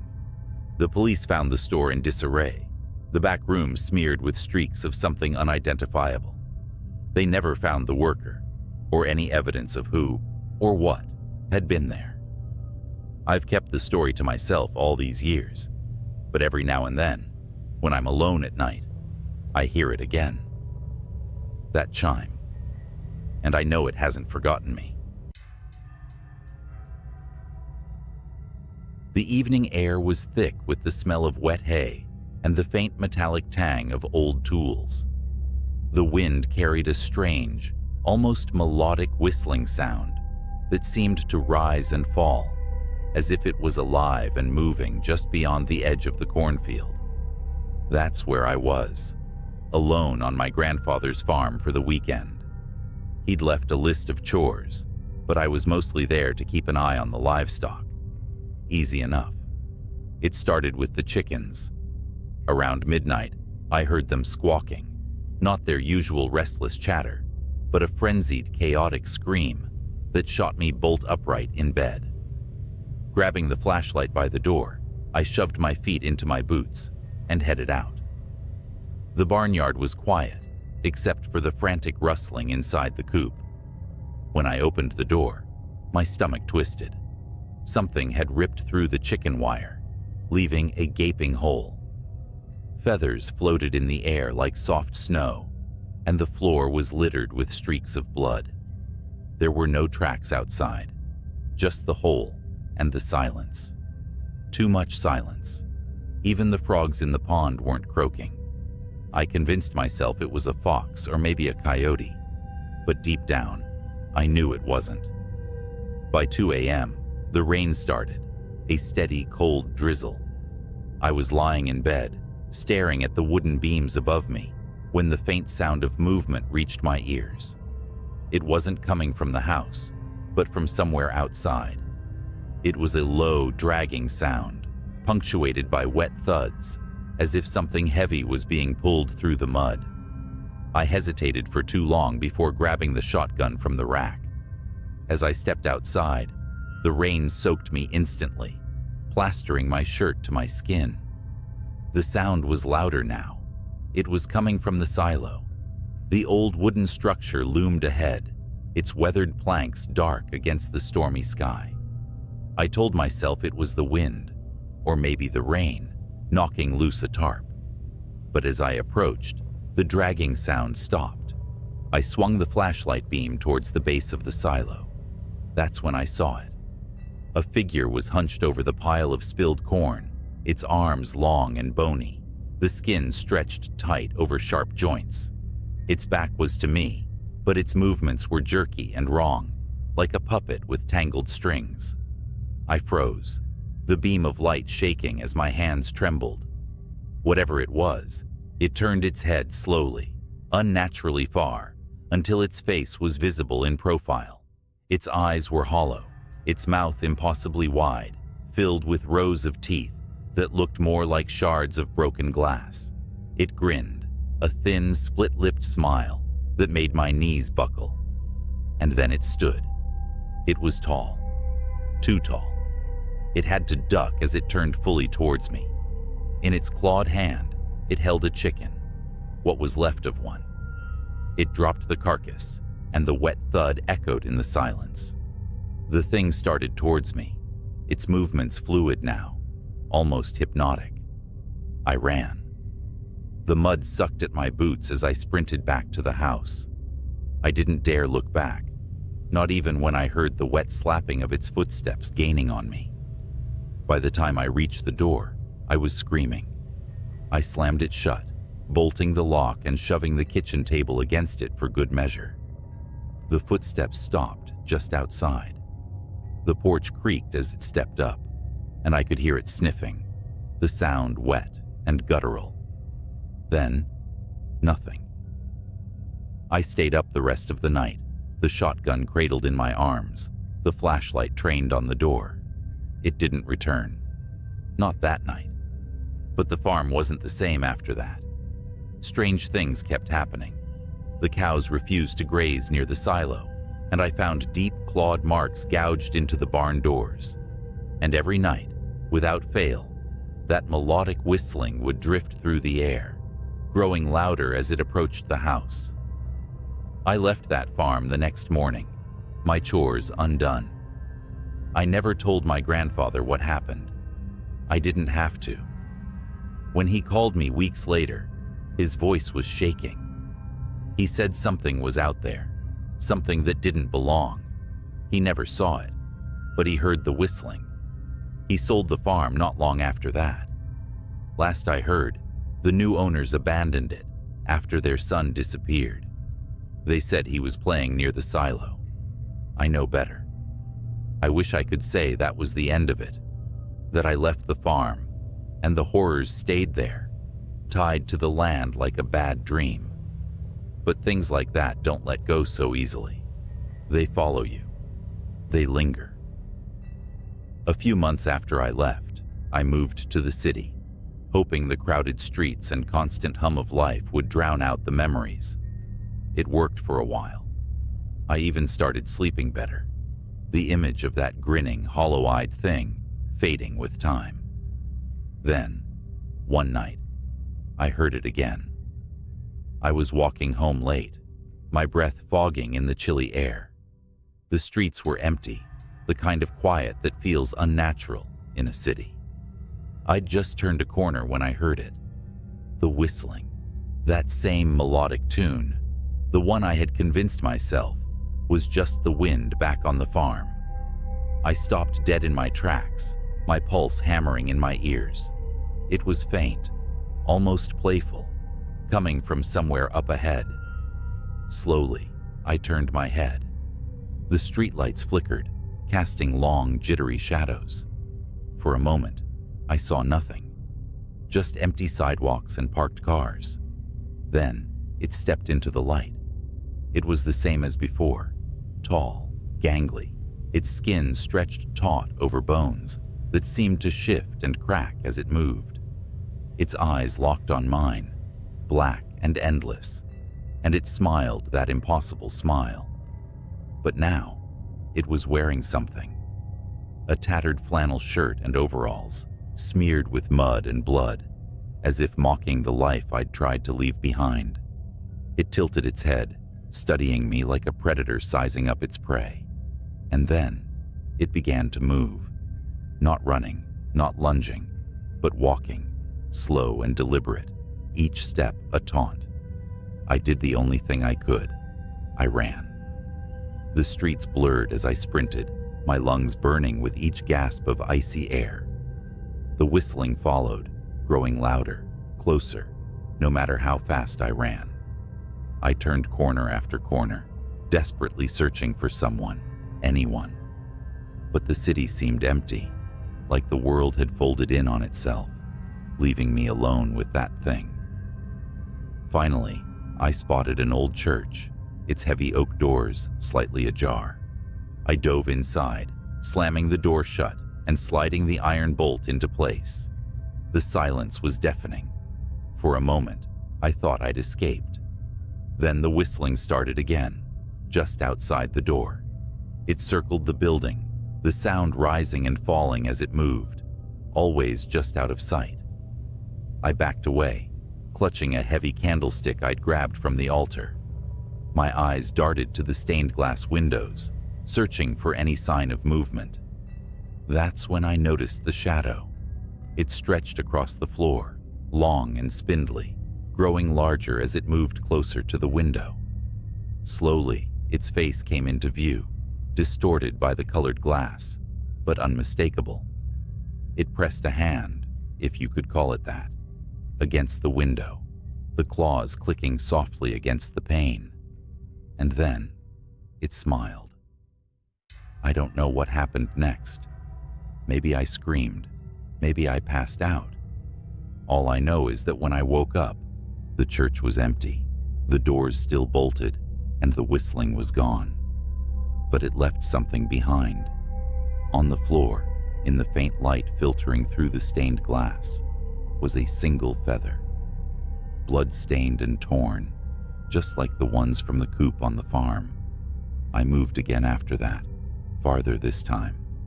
Different city, different state. But no matter where I go, I hear it sometimes. Late at night, when the world is quiet and the shadows grow long, that faint, mocking tune, carried on a wind that doesn't belong. I don't know what it wants or why it chose me, but I know this: it's still out there, somewhere, and it's still watching. So, if you're ever out in the countryside and you hear whistling, don't follow it. Don't look for the source.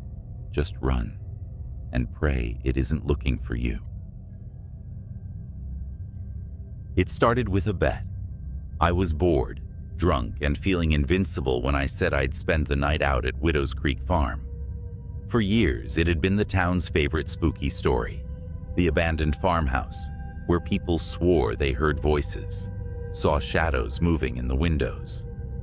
Local legend said the owner, Mr. Eldridge, vanished one night, and no one had been able to buy or sell the property since. Something about the land made people uneasy, but I didn't believe in all that. Armed with a flashlight, a folding chair, and a thermos of coffee, I set out to prove everyone wrong. By the time I got to the farm, the moon was low and hazy, casting just enough light to turn the barn and house into black, jagged silhouettes against the night sky. I parked the truck at the edge of the property and made my way to the porch. The wood groaned beneath my weight, the sound echoing in the absolute stillness. Inside, the house smelled like wet rot. My flashlight beam swept over faded wallpaper and furniture covered in sheets. But what struck me was the silence. No crickets, no wind, just nothing. Easy, I muttered to myself, setting up my chair in the front room where I had a clear view of the kitchen and stairs. Just a night alone in an old house. The first few hours passed without incident. I tried to stream music, but the signal was dead. That's when I heard it, a faint thud upstairs. My flashlight shot toward the staircase, catching nothing but empty steps. It's just the house settling, I told myself, though my pulse was already quickening. And then, the lantern flickered to life. It was sitting on the kitchen table, a rusty oil lantern I hadn't noticed before. A weak yellow flame danced inside, casting moving shadows on the walls. I froze. There was no one here. No one could have lit it. "Who's there?" I called out, my voice cracking. The lantern flame sputtered as if in response, then settled into a steady glow. I stepped closer, my boots dragging against the warped floorboards. The lantern's glass was clean, the wick trimmed. Someone had been here recently. I turned in a circle, shining my light into every corner of the room, but saw nothing. Then I heard the footsteps. They were coming from above me, slow, deliberate steps crossing from one end of the house to the other. My flashlight darted to the ceiling as the sound moved toward the top of the staircase. "Hello?" My voice was barely above a whisper now. The footsteps stopped. The lantern, sitting on the table just a moment before, was suddenly at the foot of the stairs. Its flame flared brightly, and for a second, I thought I saw something behind it.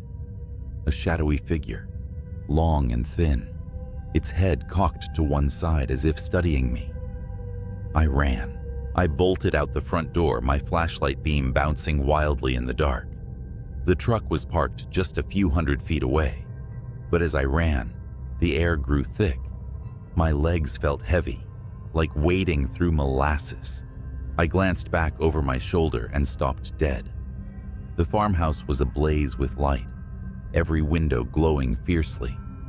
Figures stood in the glass, tall, thin shapes that didn't move, just watched as I struggled to breathe.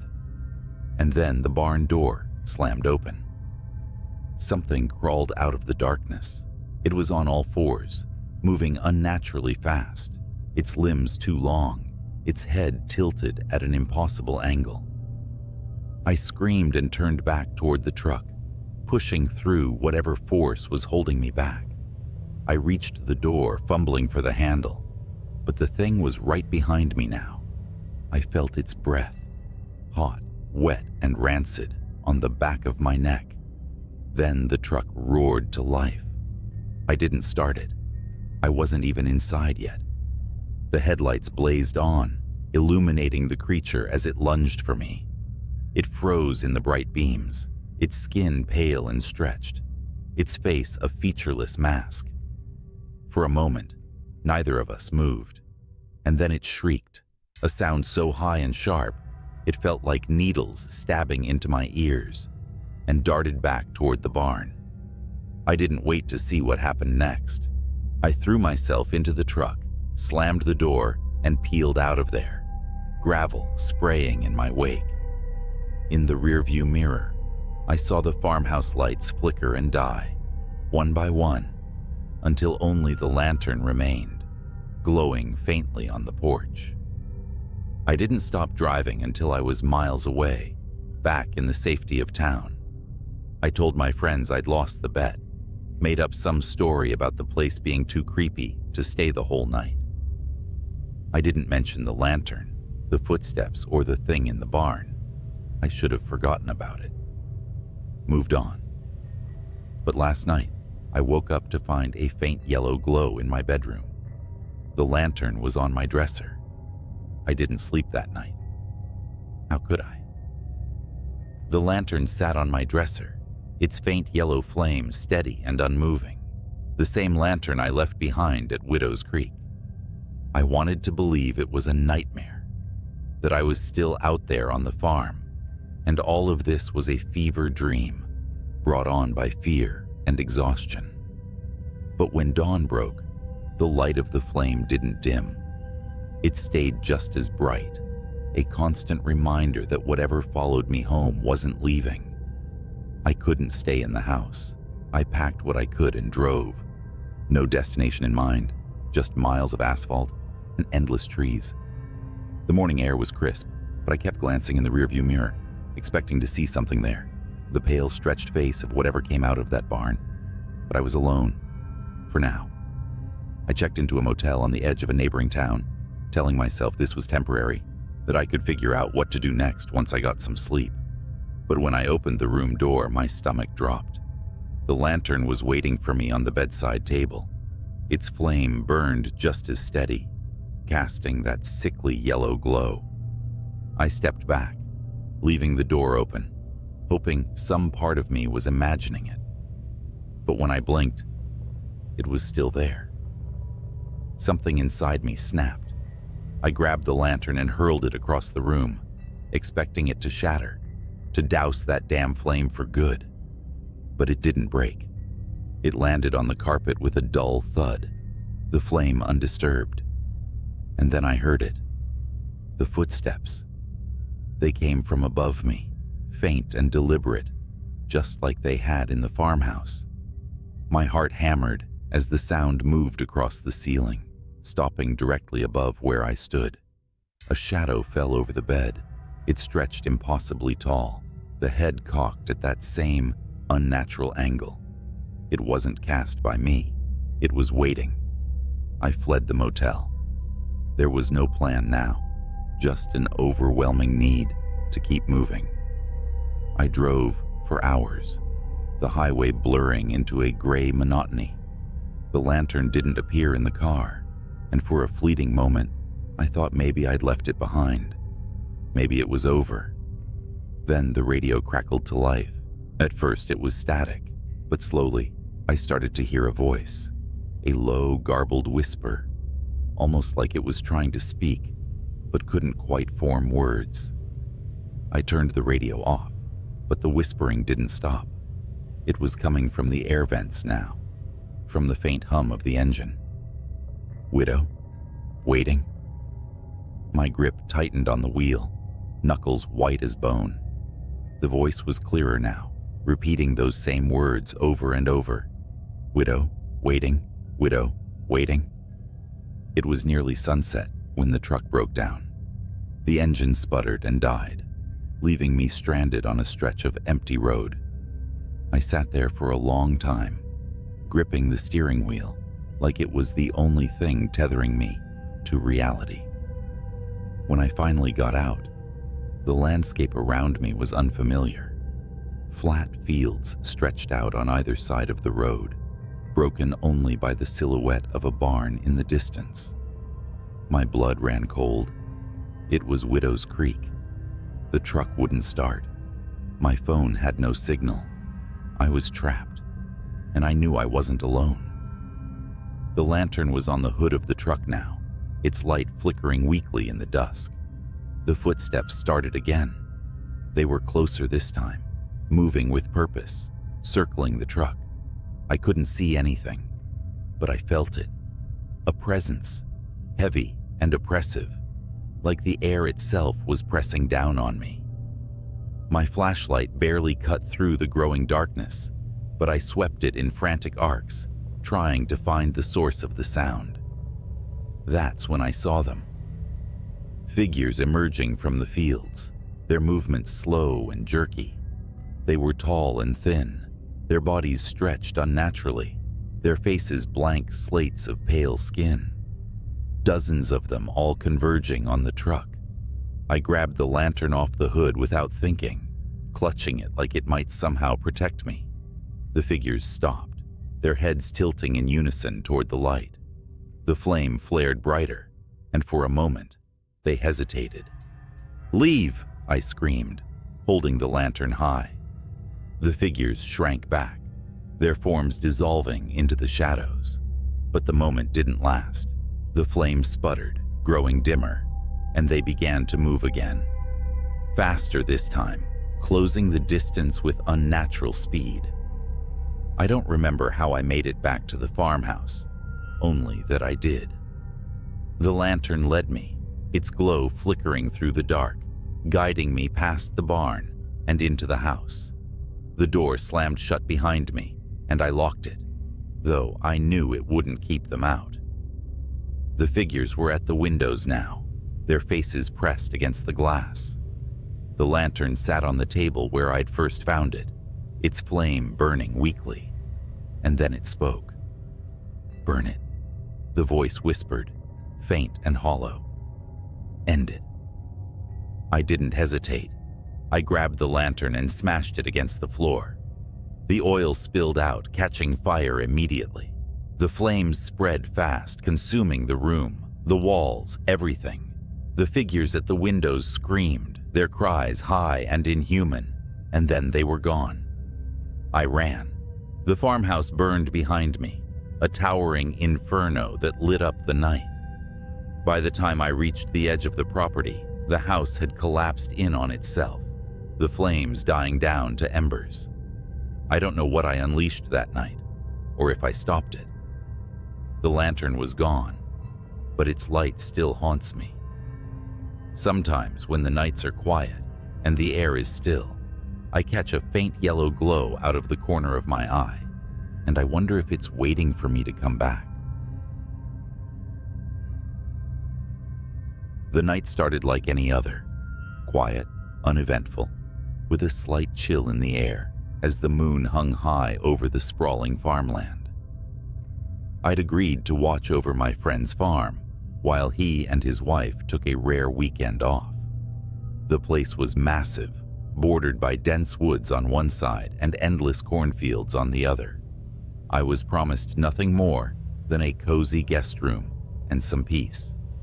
Instead, I got something I'll never forget. By midnight, the house was silent. The livestock, a handful of cows and a stubborn old mule, were already settled in the barn. I'd finished my last round through the property, locked the doors, and double-checked the generator, since the area was notorious for power outages. All seemed fine. I was halfway into a second beer, flipping channels on an old TV in the living room, when I heard it. A sharp metallic asterisk, clank asterisk, like something striking the barn door. My first thought was, raccoons. They're bold out here. I grabbed a flashlight and headed outside. The yard stretched out into shadows, the barn standing 100 yards from the house, just beyond the motion-activated light's reach. As I stepped closer, the light snapped on. My stomach dropped. The barn door was wide open, swaying slightly in the breeze. Raccoons don't do that, I muttered to myself. The beam from my flashlight cut through the dark as I stepped inside. The barn smelled of hay and earth, familiar but strangely oppressive that night. The cows were agitated, shifting nervously in their pens, their eyes reflecting the light with unnatural brightness. The mule, usually indifferent to everything, let out a low, uneasy bray from the back corner. "Hello?"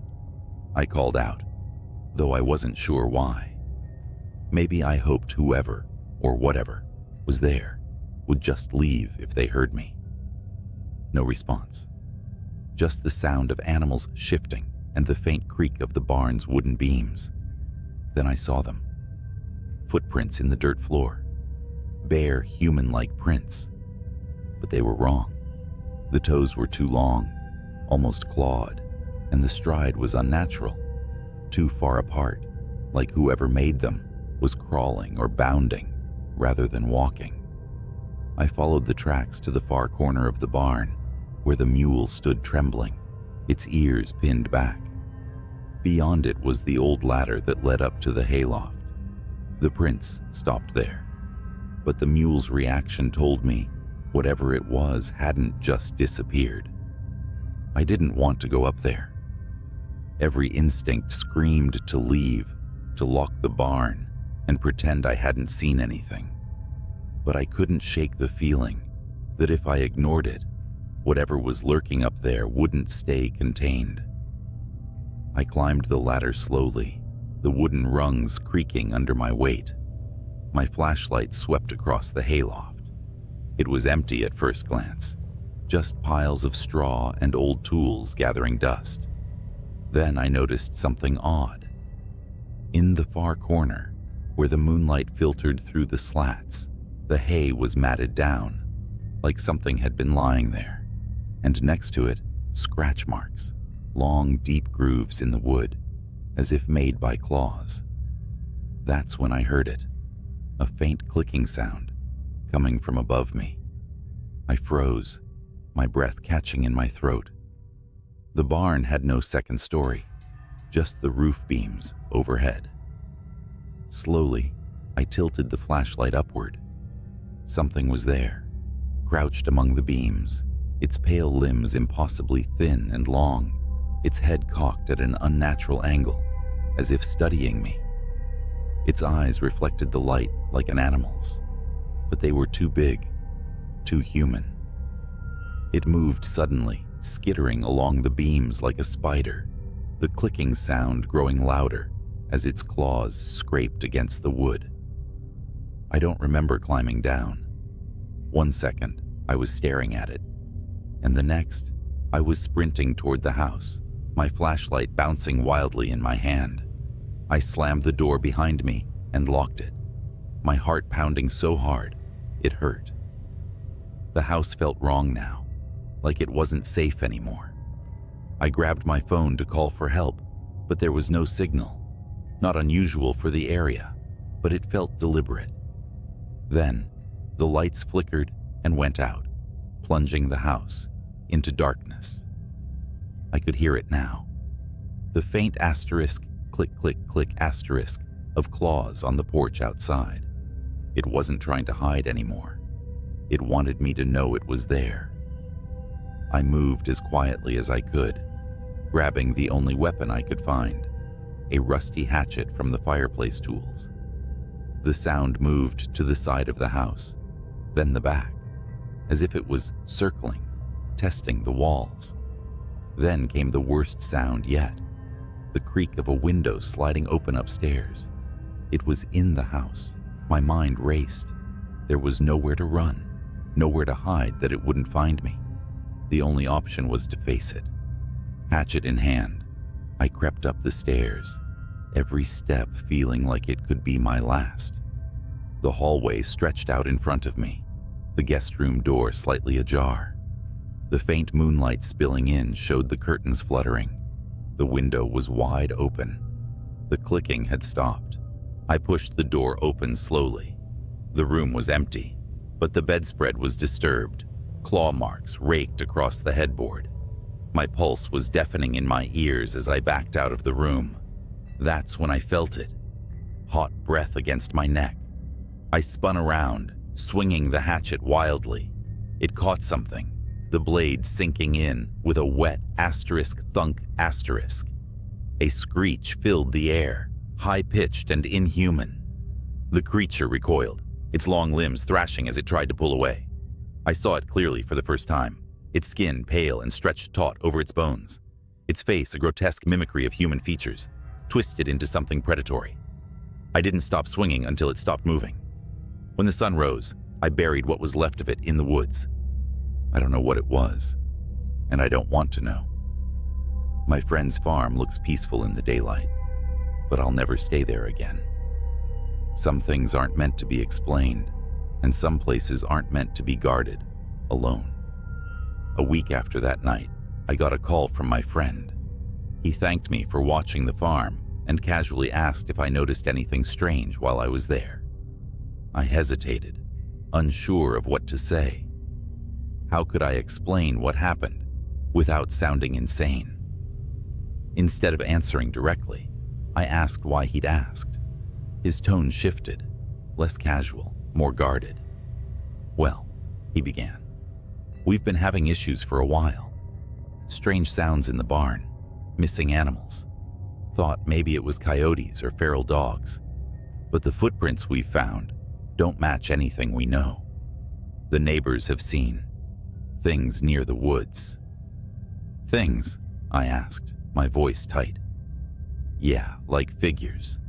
Too tall, too thin, running on all fours. One of the neighbors swears it looked right at him. They won't come near the property now. He laughed nervously. Honestly, I figured it was just their imagination until we started losing livestock.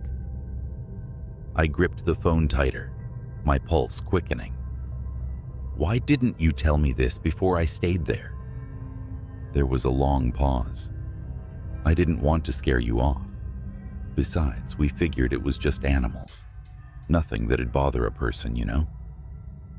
I didn't respond. My thoughts were spiraling back to that night, to the thing in the barn, its impossible limbs, the way it moved, how it felt too smart, too aware. Hey, he added, we're putting the place up for sale. The wife and I decided it's not worth the stress. Whoever buys it can deal with whatever's out there. That was the last time I heard from him. The farm sold within a month, and I heard the new owners moved in without issue. For a while, I thought that was the end of it. I tried to convince myself that whatever I'd faced that night was gone, that maybe I'd killed it.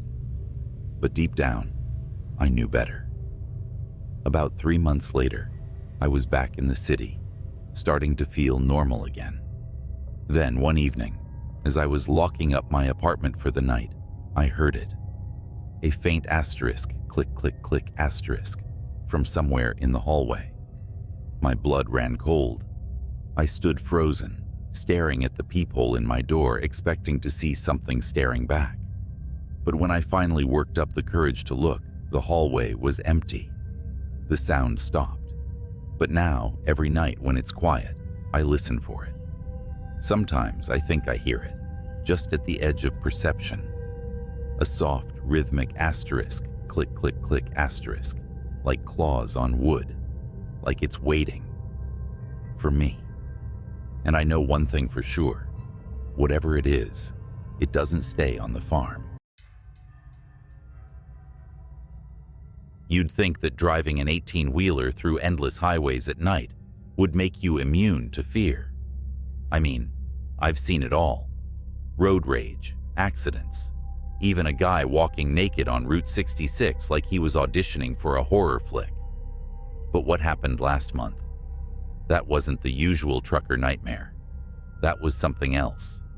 Something wrong.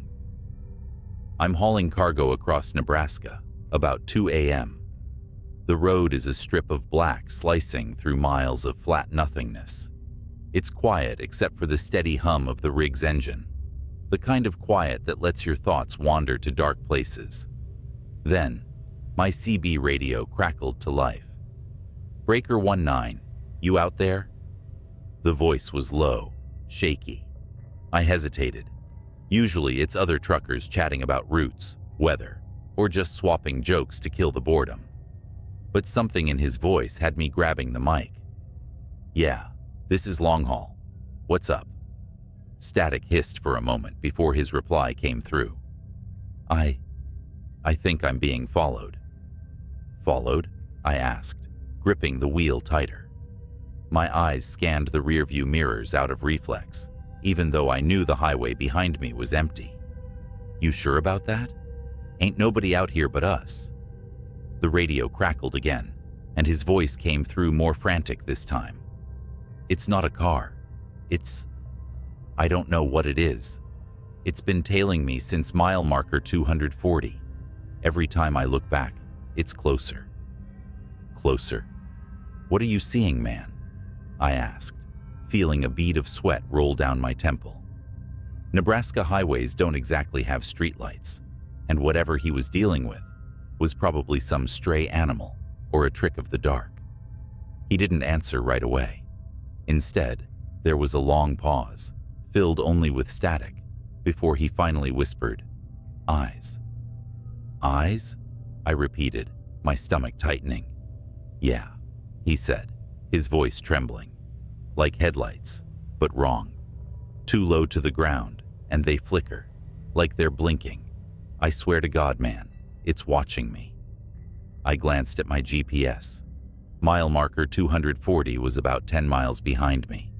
Whatever was happening to this guy, it wasn't far off. "All right, buddy, stay calm. Where are you now?" "Just past mile marker 250. It's still back there, but it's closer. I can feel it."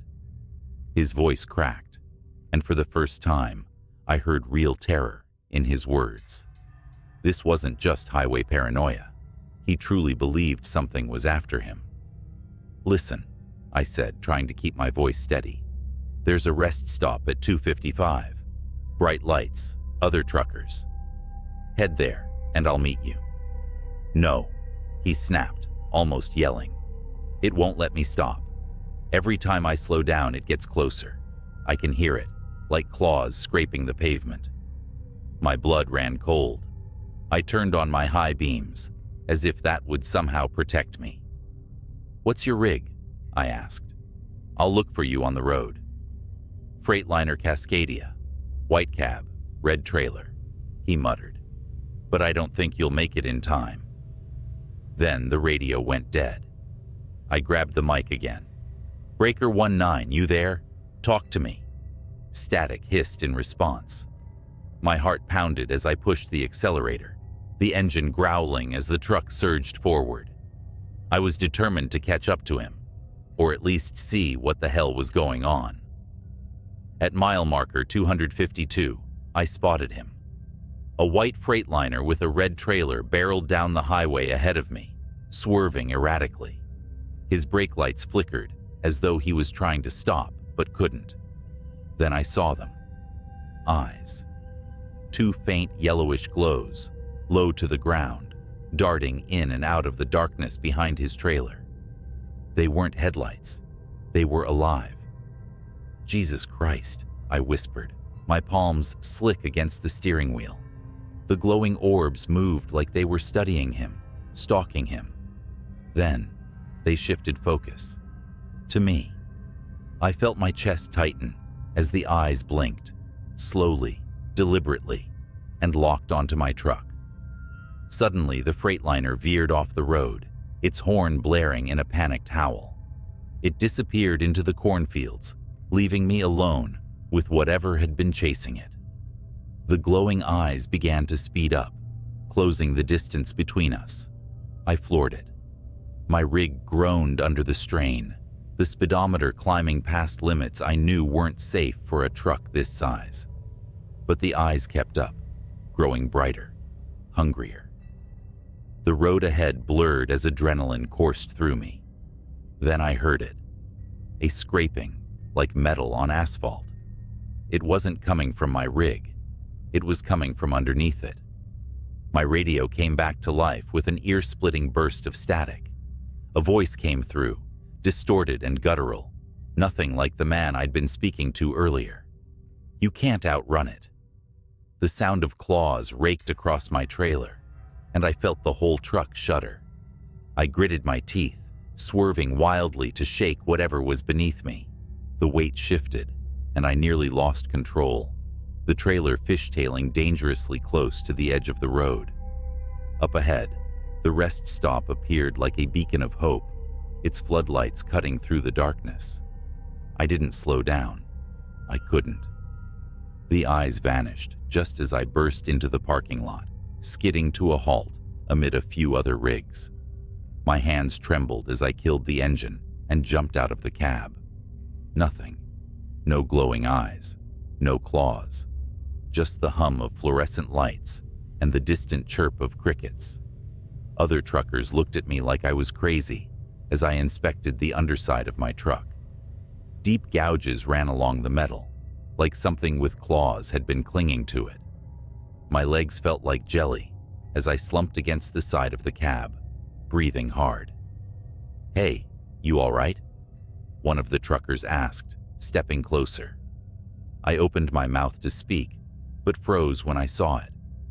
Out in the distance, just beyond the edge of the floodlights, two faint yellow eyes blinked. Then they disappeared into the darkness. I quit long hauls the next day. Let me tell you something. Long-haul trucking is not for the faint of heart, not just because of the endless miles or the isolation, but because of the things you see at night. I've been on the road for over 15 years, driving through every back road, highway, and nowhere town you can imagine. Nothing shakes me easily, but one night, one stretch of black asphalt made me question everything.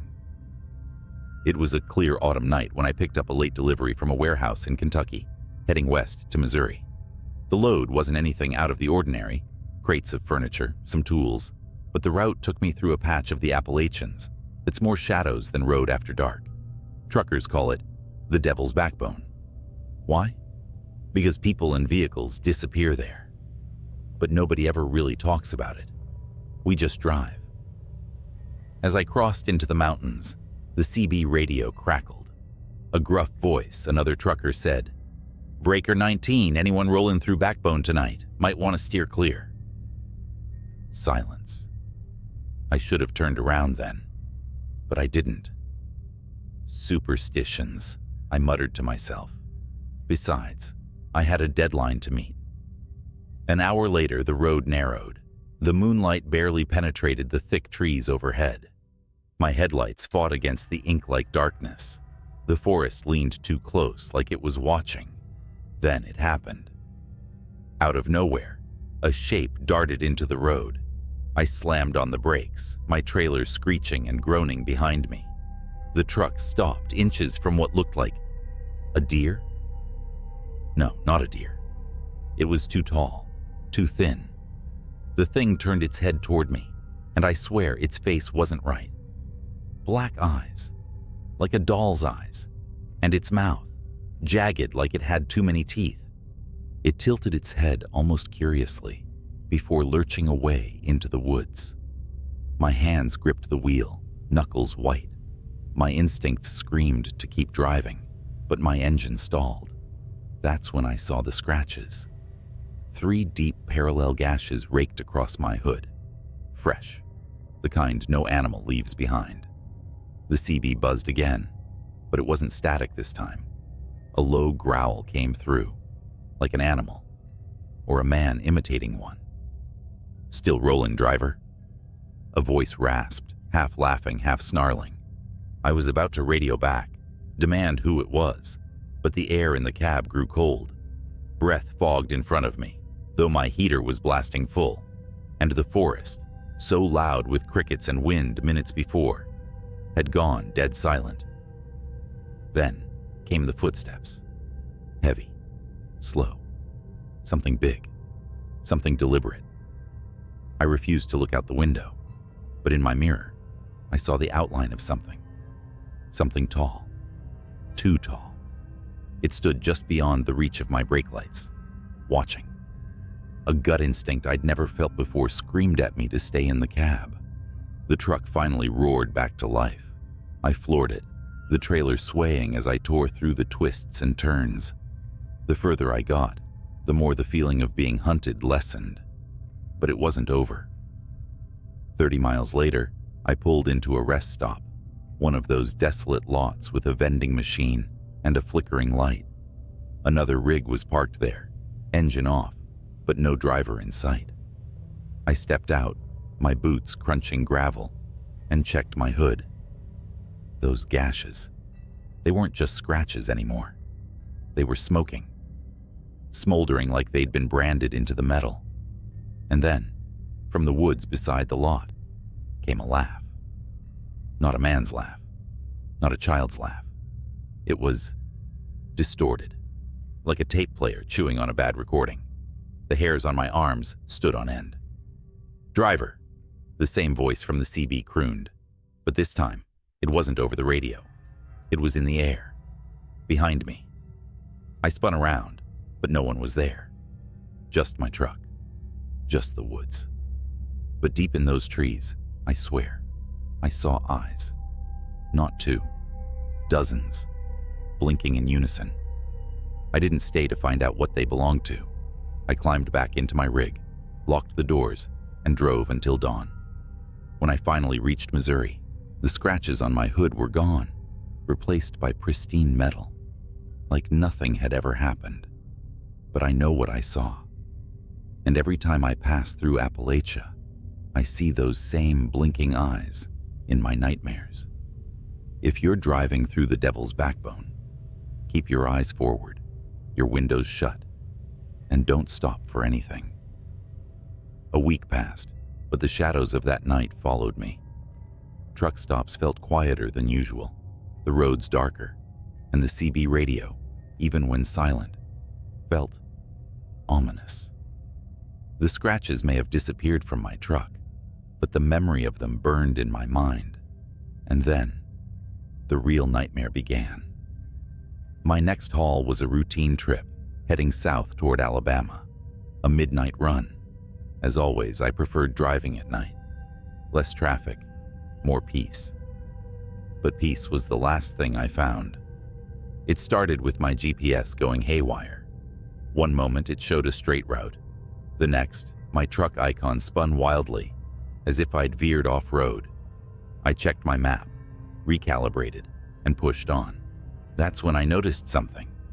The mile markers weren't right. Each marker was different. One read 142, then the next said 666. I laughed it off, thinking I was seeing things. But the markers grew stranger. End, turn back, and one that simply read run. The rational part of me fought to dismiss it, a prank, bad lighting, or exhaustion. But deep down, I knew better. And then I saw the rig.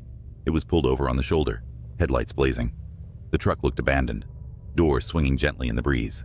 I slowed, radioing out of habit. Breaker 19, you need a hand, driver? Static. The closer I got, the more I noticed something wasn't right.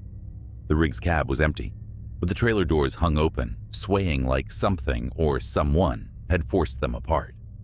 What stopped me cold was the graffiti scrawled across the trailer in thick black letters. Nothing leaves.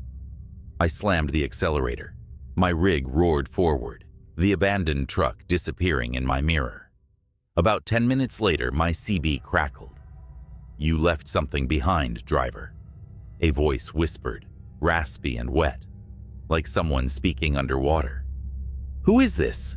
I snapped, my voice shaking. Silence. Then another sound, a scraping, like nails on metal. My stomach dropped as I realized it wasn't coming from the CB. It was coming from the trailer. Whatever it was, it had hitched a ride. My headlights caught a curve in the road ahead, forcing me to slow down. The scraping grew louder, more frantic, as if whatever was back there knew I was easing up. I gripped the wheel, heart pounding, until I couldn't take it anymore. I pulled over, leaving the engine running, and grabbed my flashlight. As I stepped out, the night wrapped around me like a suffocating blanket.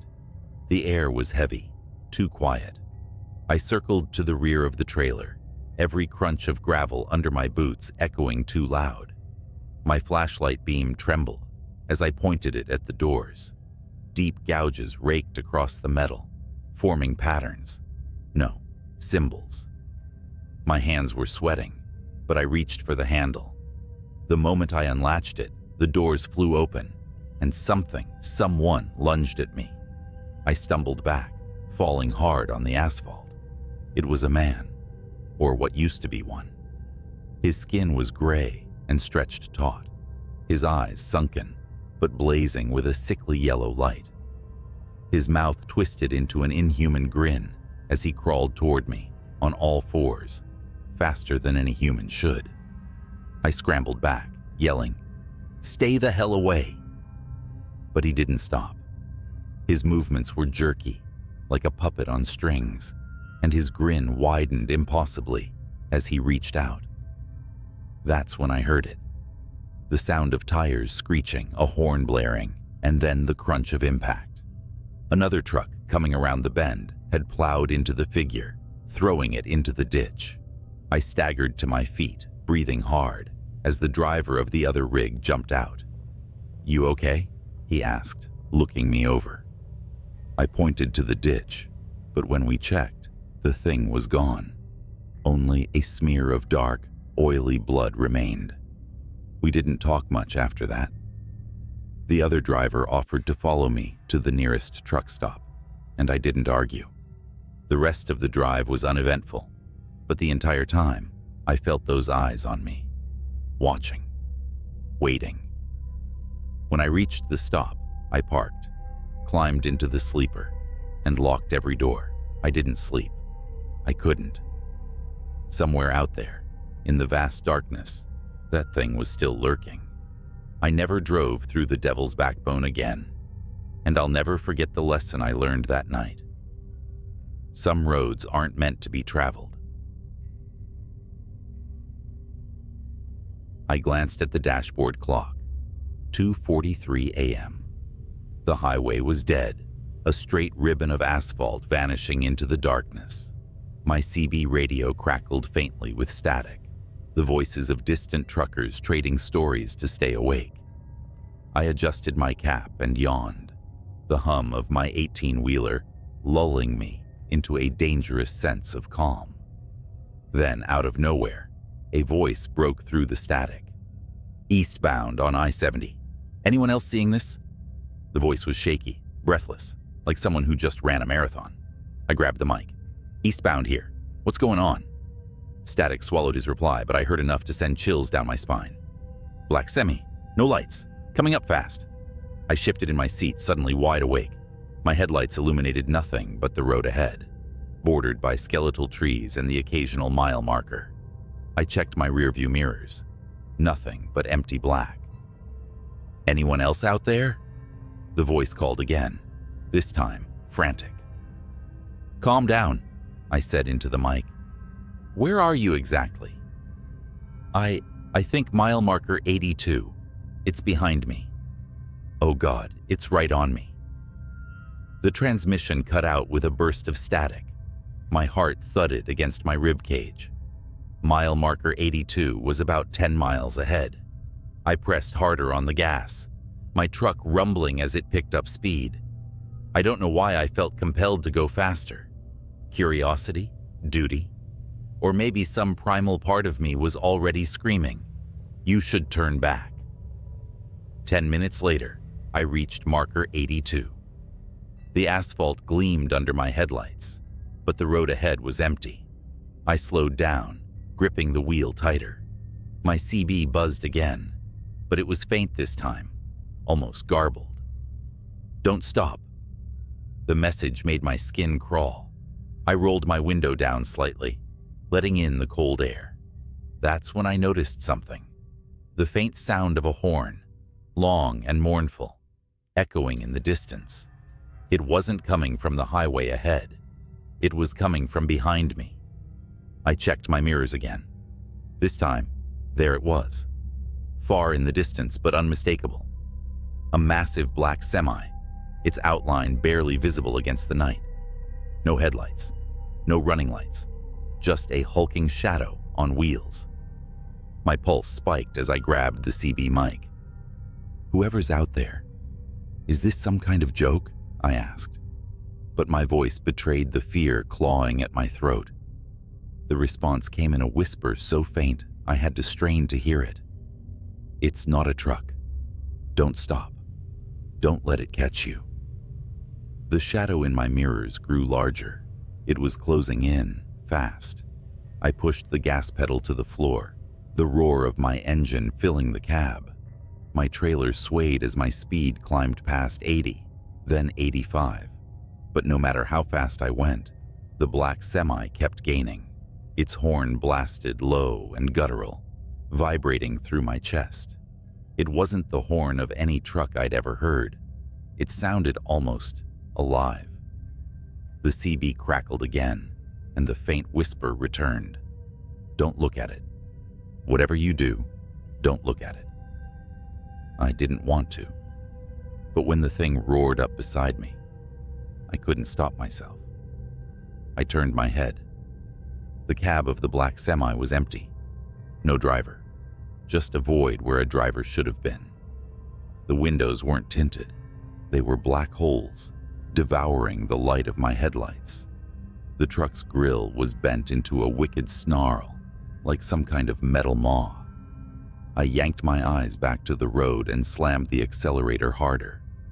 My truck groaned under the strain. The black semi swerved, its shadowy mass brushing against my trailer.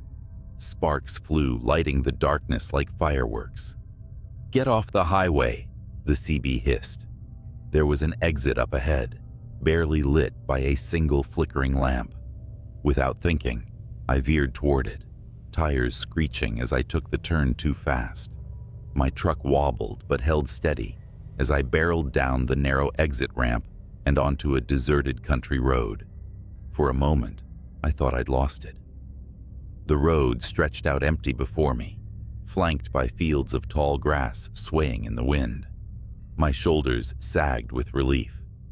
But then the horn sounded again, closer this time, and my blood ran cold. In my side mirror, I saw it. The black semi was following me off the highway. "Leave me alone," I shouted into the CB, but the static gave no reply. The road grew narrower, twisting and turning through the darkness. The black semi's headlights, no, the absence of headlights, loomed behind me, swallowing the faint glow of the moon.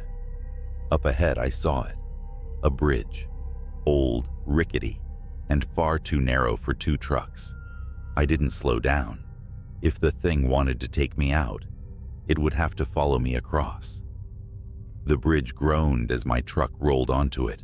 Wooden planks creaked and snapped under my weight. I made it halfway across before I heard a deafening crash behind me. I glanced in the mirror and saw the black semi barreling onto the bridge. Its sheer size was too much for the old structure. The wood splintered, and the bridge began to collapse. I floored it, the edge of the bridge just a few yards away. The black semi's horn blared one last time, a guttural scream that sent chills down my spine. Then the bridge gave out entirely. I felt my rear tires hit solid ground, just as the rest of the bridge crumbled into the river below. I slammed on the brakes and skidded to a stop, my chest heaving.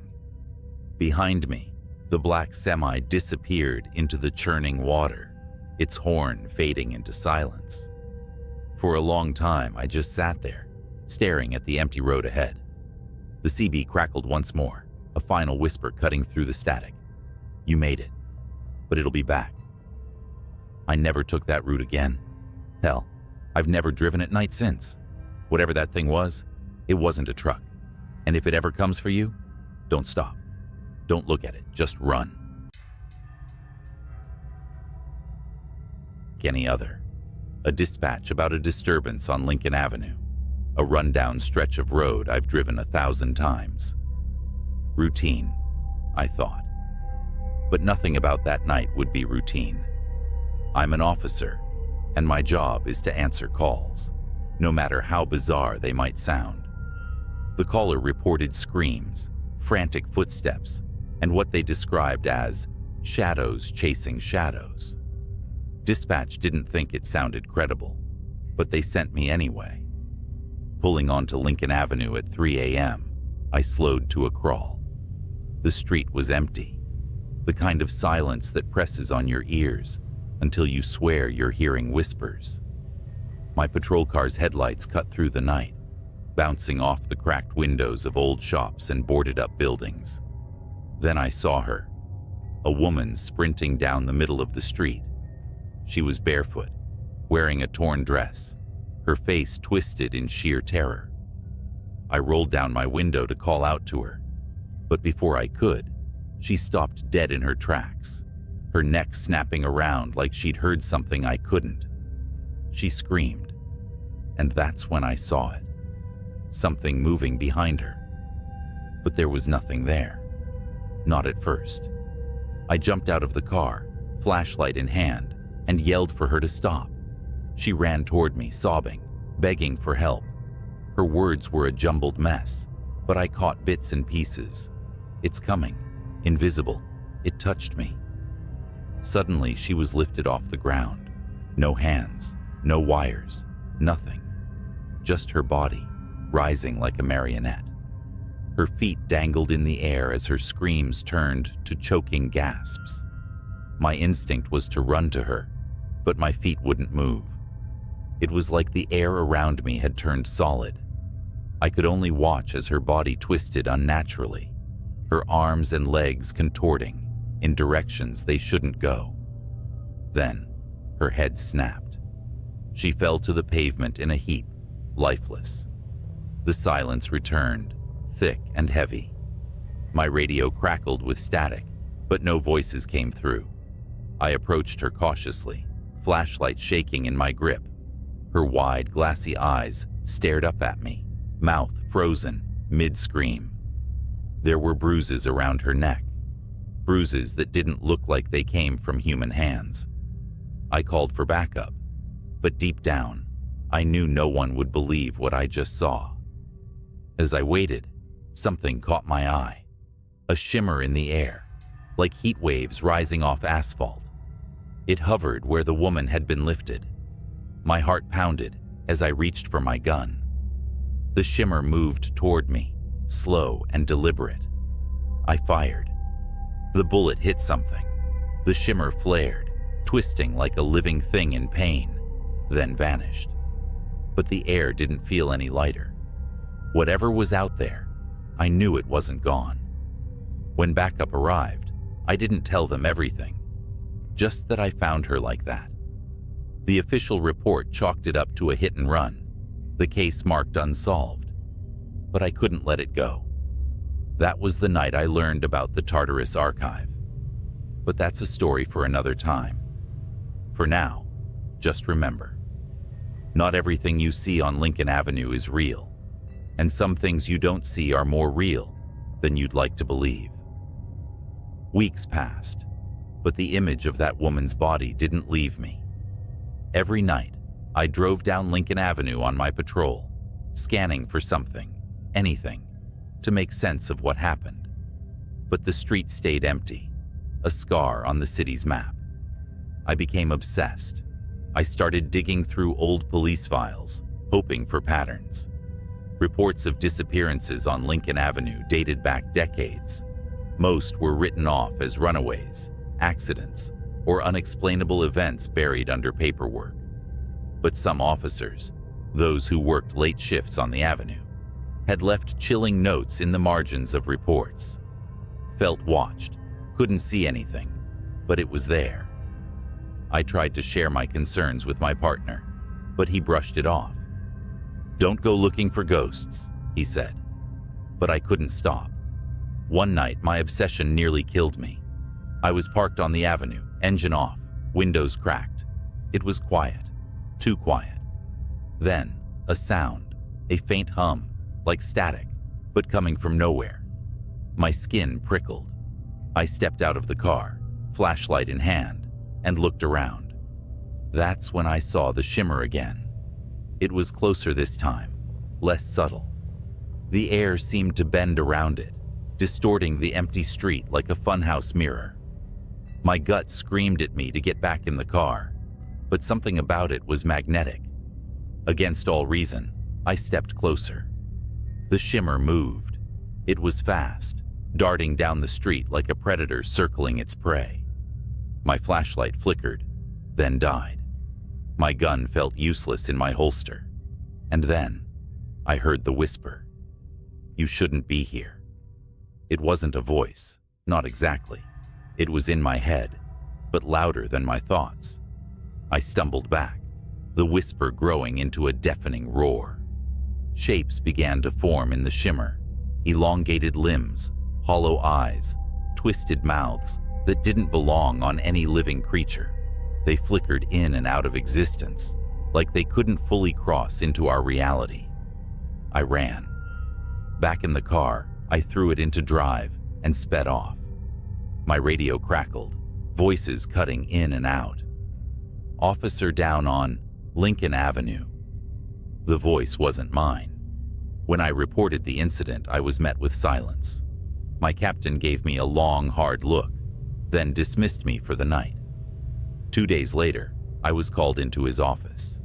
He handed me a file labeled Classified Tartarus Division.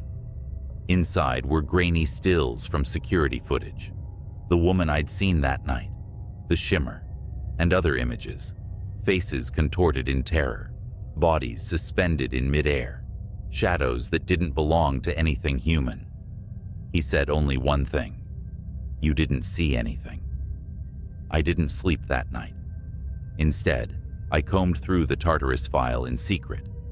There were names of other officers, all with eerily similar accounts, all sworn to silence.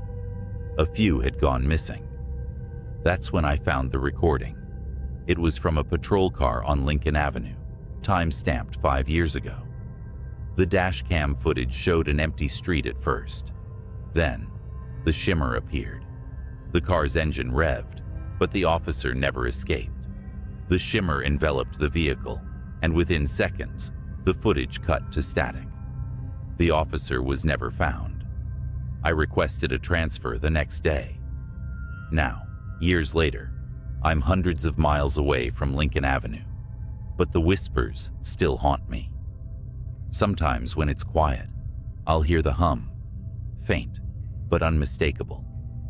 I've learned to ignore it. But if you ever find yourself driving down Lincoln Avenue late at night, and the air feels heavy, like it's pressing down on your chest, don't stop. Whatever you do, don't stop.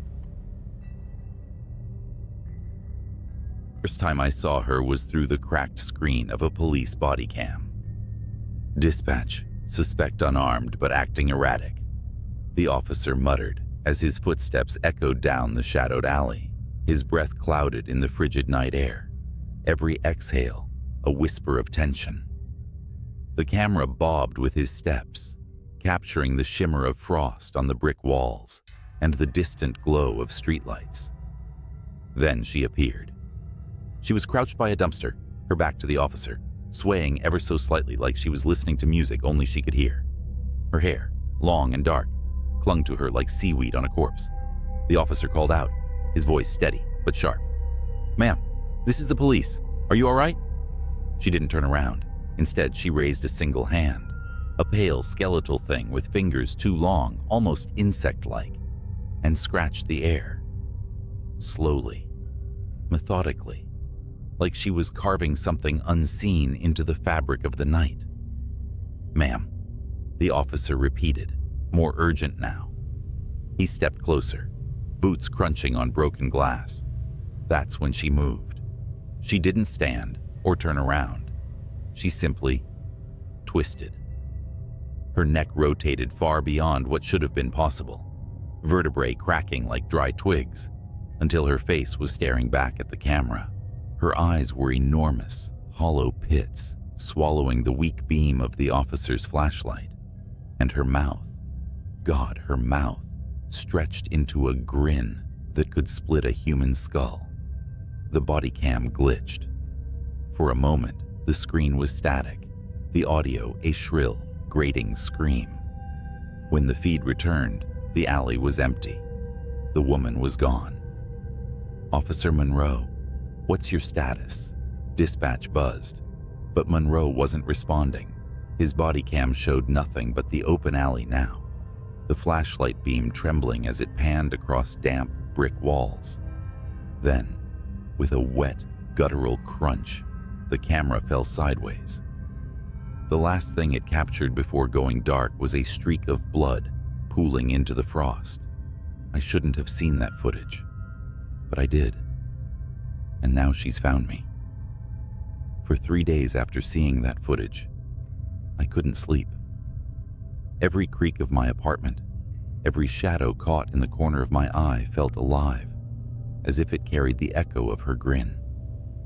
Monroe's body was never found. The official report chalked it up to gang violence in the area, but I knew better. That thing, whatever it was, had taken him. I work in law enforcement too, just not on the front lines. My job was to review body cam footage for ongoing investigations, compiling evidence for court cases. After Monroe's footage, I told myself I'd misinterpreted what I saw. Maybe it was a trick of the light, a camera malfunction, or exhaustion playing tricks on my mind. But the night after I filed the footage, I got a message in my inbox. Unreviewed Incident 1127 code, redacted. It was flagged for immediate review, a case assigned to me, and only me. At first, I thought it was a mistake. No one spoke to me about it. No directives came through. Just the video file. I shouldn't have clicked on it, but I did. This wasn't from Monroe's district. The footage came from across the city, 3 nights after his disappearance.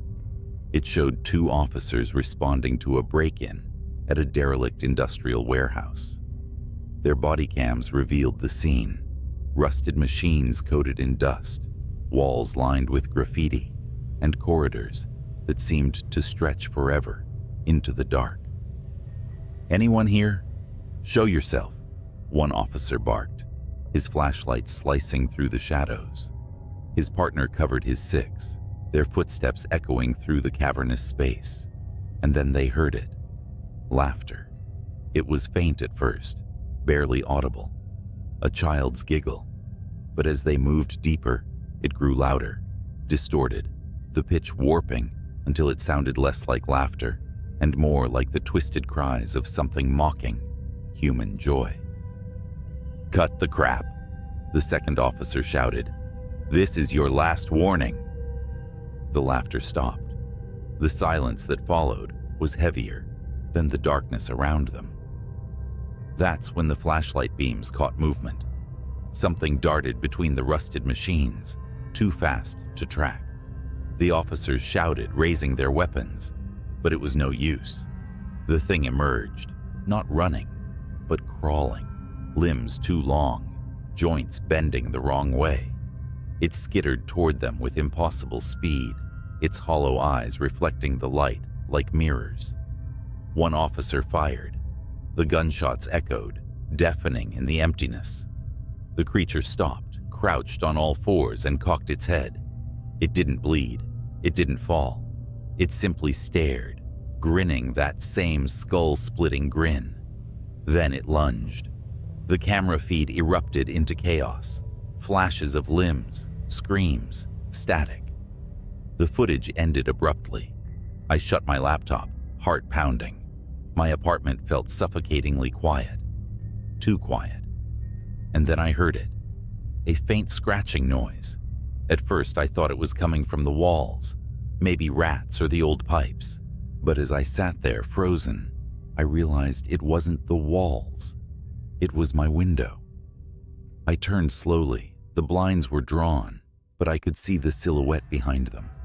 Something tall, with fingers too long, was tracing patterns in the glass. Slowly, methodically. I don't know how long I sat there, paralyzed, staring at that shadow. Minutes. Hours. Finally, I mustered the courage to reach for my phone. My fingers trembled as I dialed 911. 911? What's your emergency? There's someone outside my window, I whispered. Can you describe them? The scratching stopped. The blinds fluttered, as if touched by a faint breeze. Then slowly, they began to part.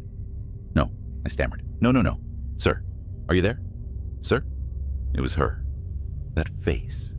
That impossible grin. Her hollow eyes bore into mine as she pressed her palms flat against the glass, her nails scraping in a slow, deliberate rhythm. She leaned closer, her grin widening, until the corners of her mouth began to tear. I dropped the phone. I don't remember what happened next. One moment I was in my living room. The next I was sprinting down the fire escape, barefoot and half-dressed, into the freezing night. I didn't stop until I reached the nearest precinct, pounding on the doors like a lunatic. When they finally let me in, I tried to explain what I'd seen, but no one believed me. The footage from Monroe's body cam, gone. The unreviewed file, deleted from the system. They pulled up my personnel file and flagged me for mental health evaluation. I quit the next day. Now I'm writing this from a motel on the edge of town, lights blazing, a chair propped against the door. I don't think it'll matter. Wherever I go, she'll find me. If you're reading this and you work with police footage, take my advice. Don't click on anything marked redacted. And if you ever hear laughter in the dark, run. Don't look back, because no matter how fast you run, she'll be faster. It was just past midnight when my phone buzzed. The caller ID flashed restricted, but something about the timing felt off. I was home alone, sprawled on the couch with a half-empty beer and some late-night TV reruns. The sound of the phone ringing in the quiet room was like a scream. I hesitated but answered anyway. Hello? A voice, frantic and low, whispered, "Are you home? Lock your doors. Now." I froze, every muscle in my body tightening. Who is this? The line clicked dead. Normally I'd brush it off as a prank call or some weirdo, but the tone, that panicked edge, stuck with me. I stood up, every creak of the floor making me flinch, and went to the front door. It was already locked, but I double-checked. Windows, secure, back door, latched tight, satisfied. I sat back down, laughing nervously to myself. Then I saw the police cruiser pull into my driveway. The patrol car's lights weren't flashing, but its mere presence was enough to make my stomach churn. A tall officer stepped out, his silhouette sharp against the dim porch light. He knocked twice, and I debated for half a second whether to open it. "Mister?" His voice carried through the door. I answered cautiously, opening it just enough to meet his eyes. "Yeah? Something wrong?" "We received a report of suspicious activity in the area," he said. His voice was calm, almost rehearsed, but something in his eyes. It wasn't just concern, It was fear. Have you seen or heard anything unusual tonight? Well, I got a weird phone call a few minutes ago, I admitted. Told me to lock my doors. The officer nodded, his hand resting lightly on his holstered gun. May I come in? Something in me screamed not to let him, but he was a cop. What else could I do? Yeah, sure.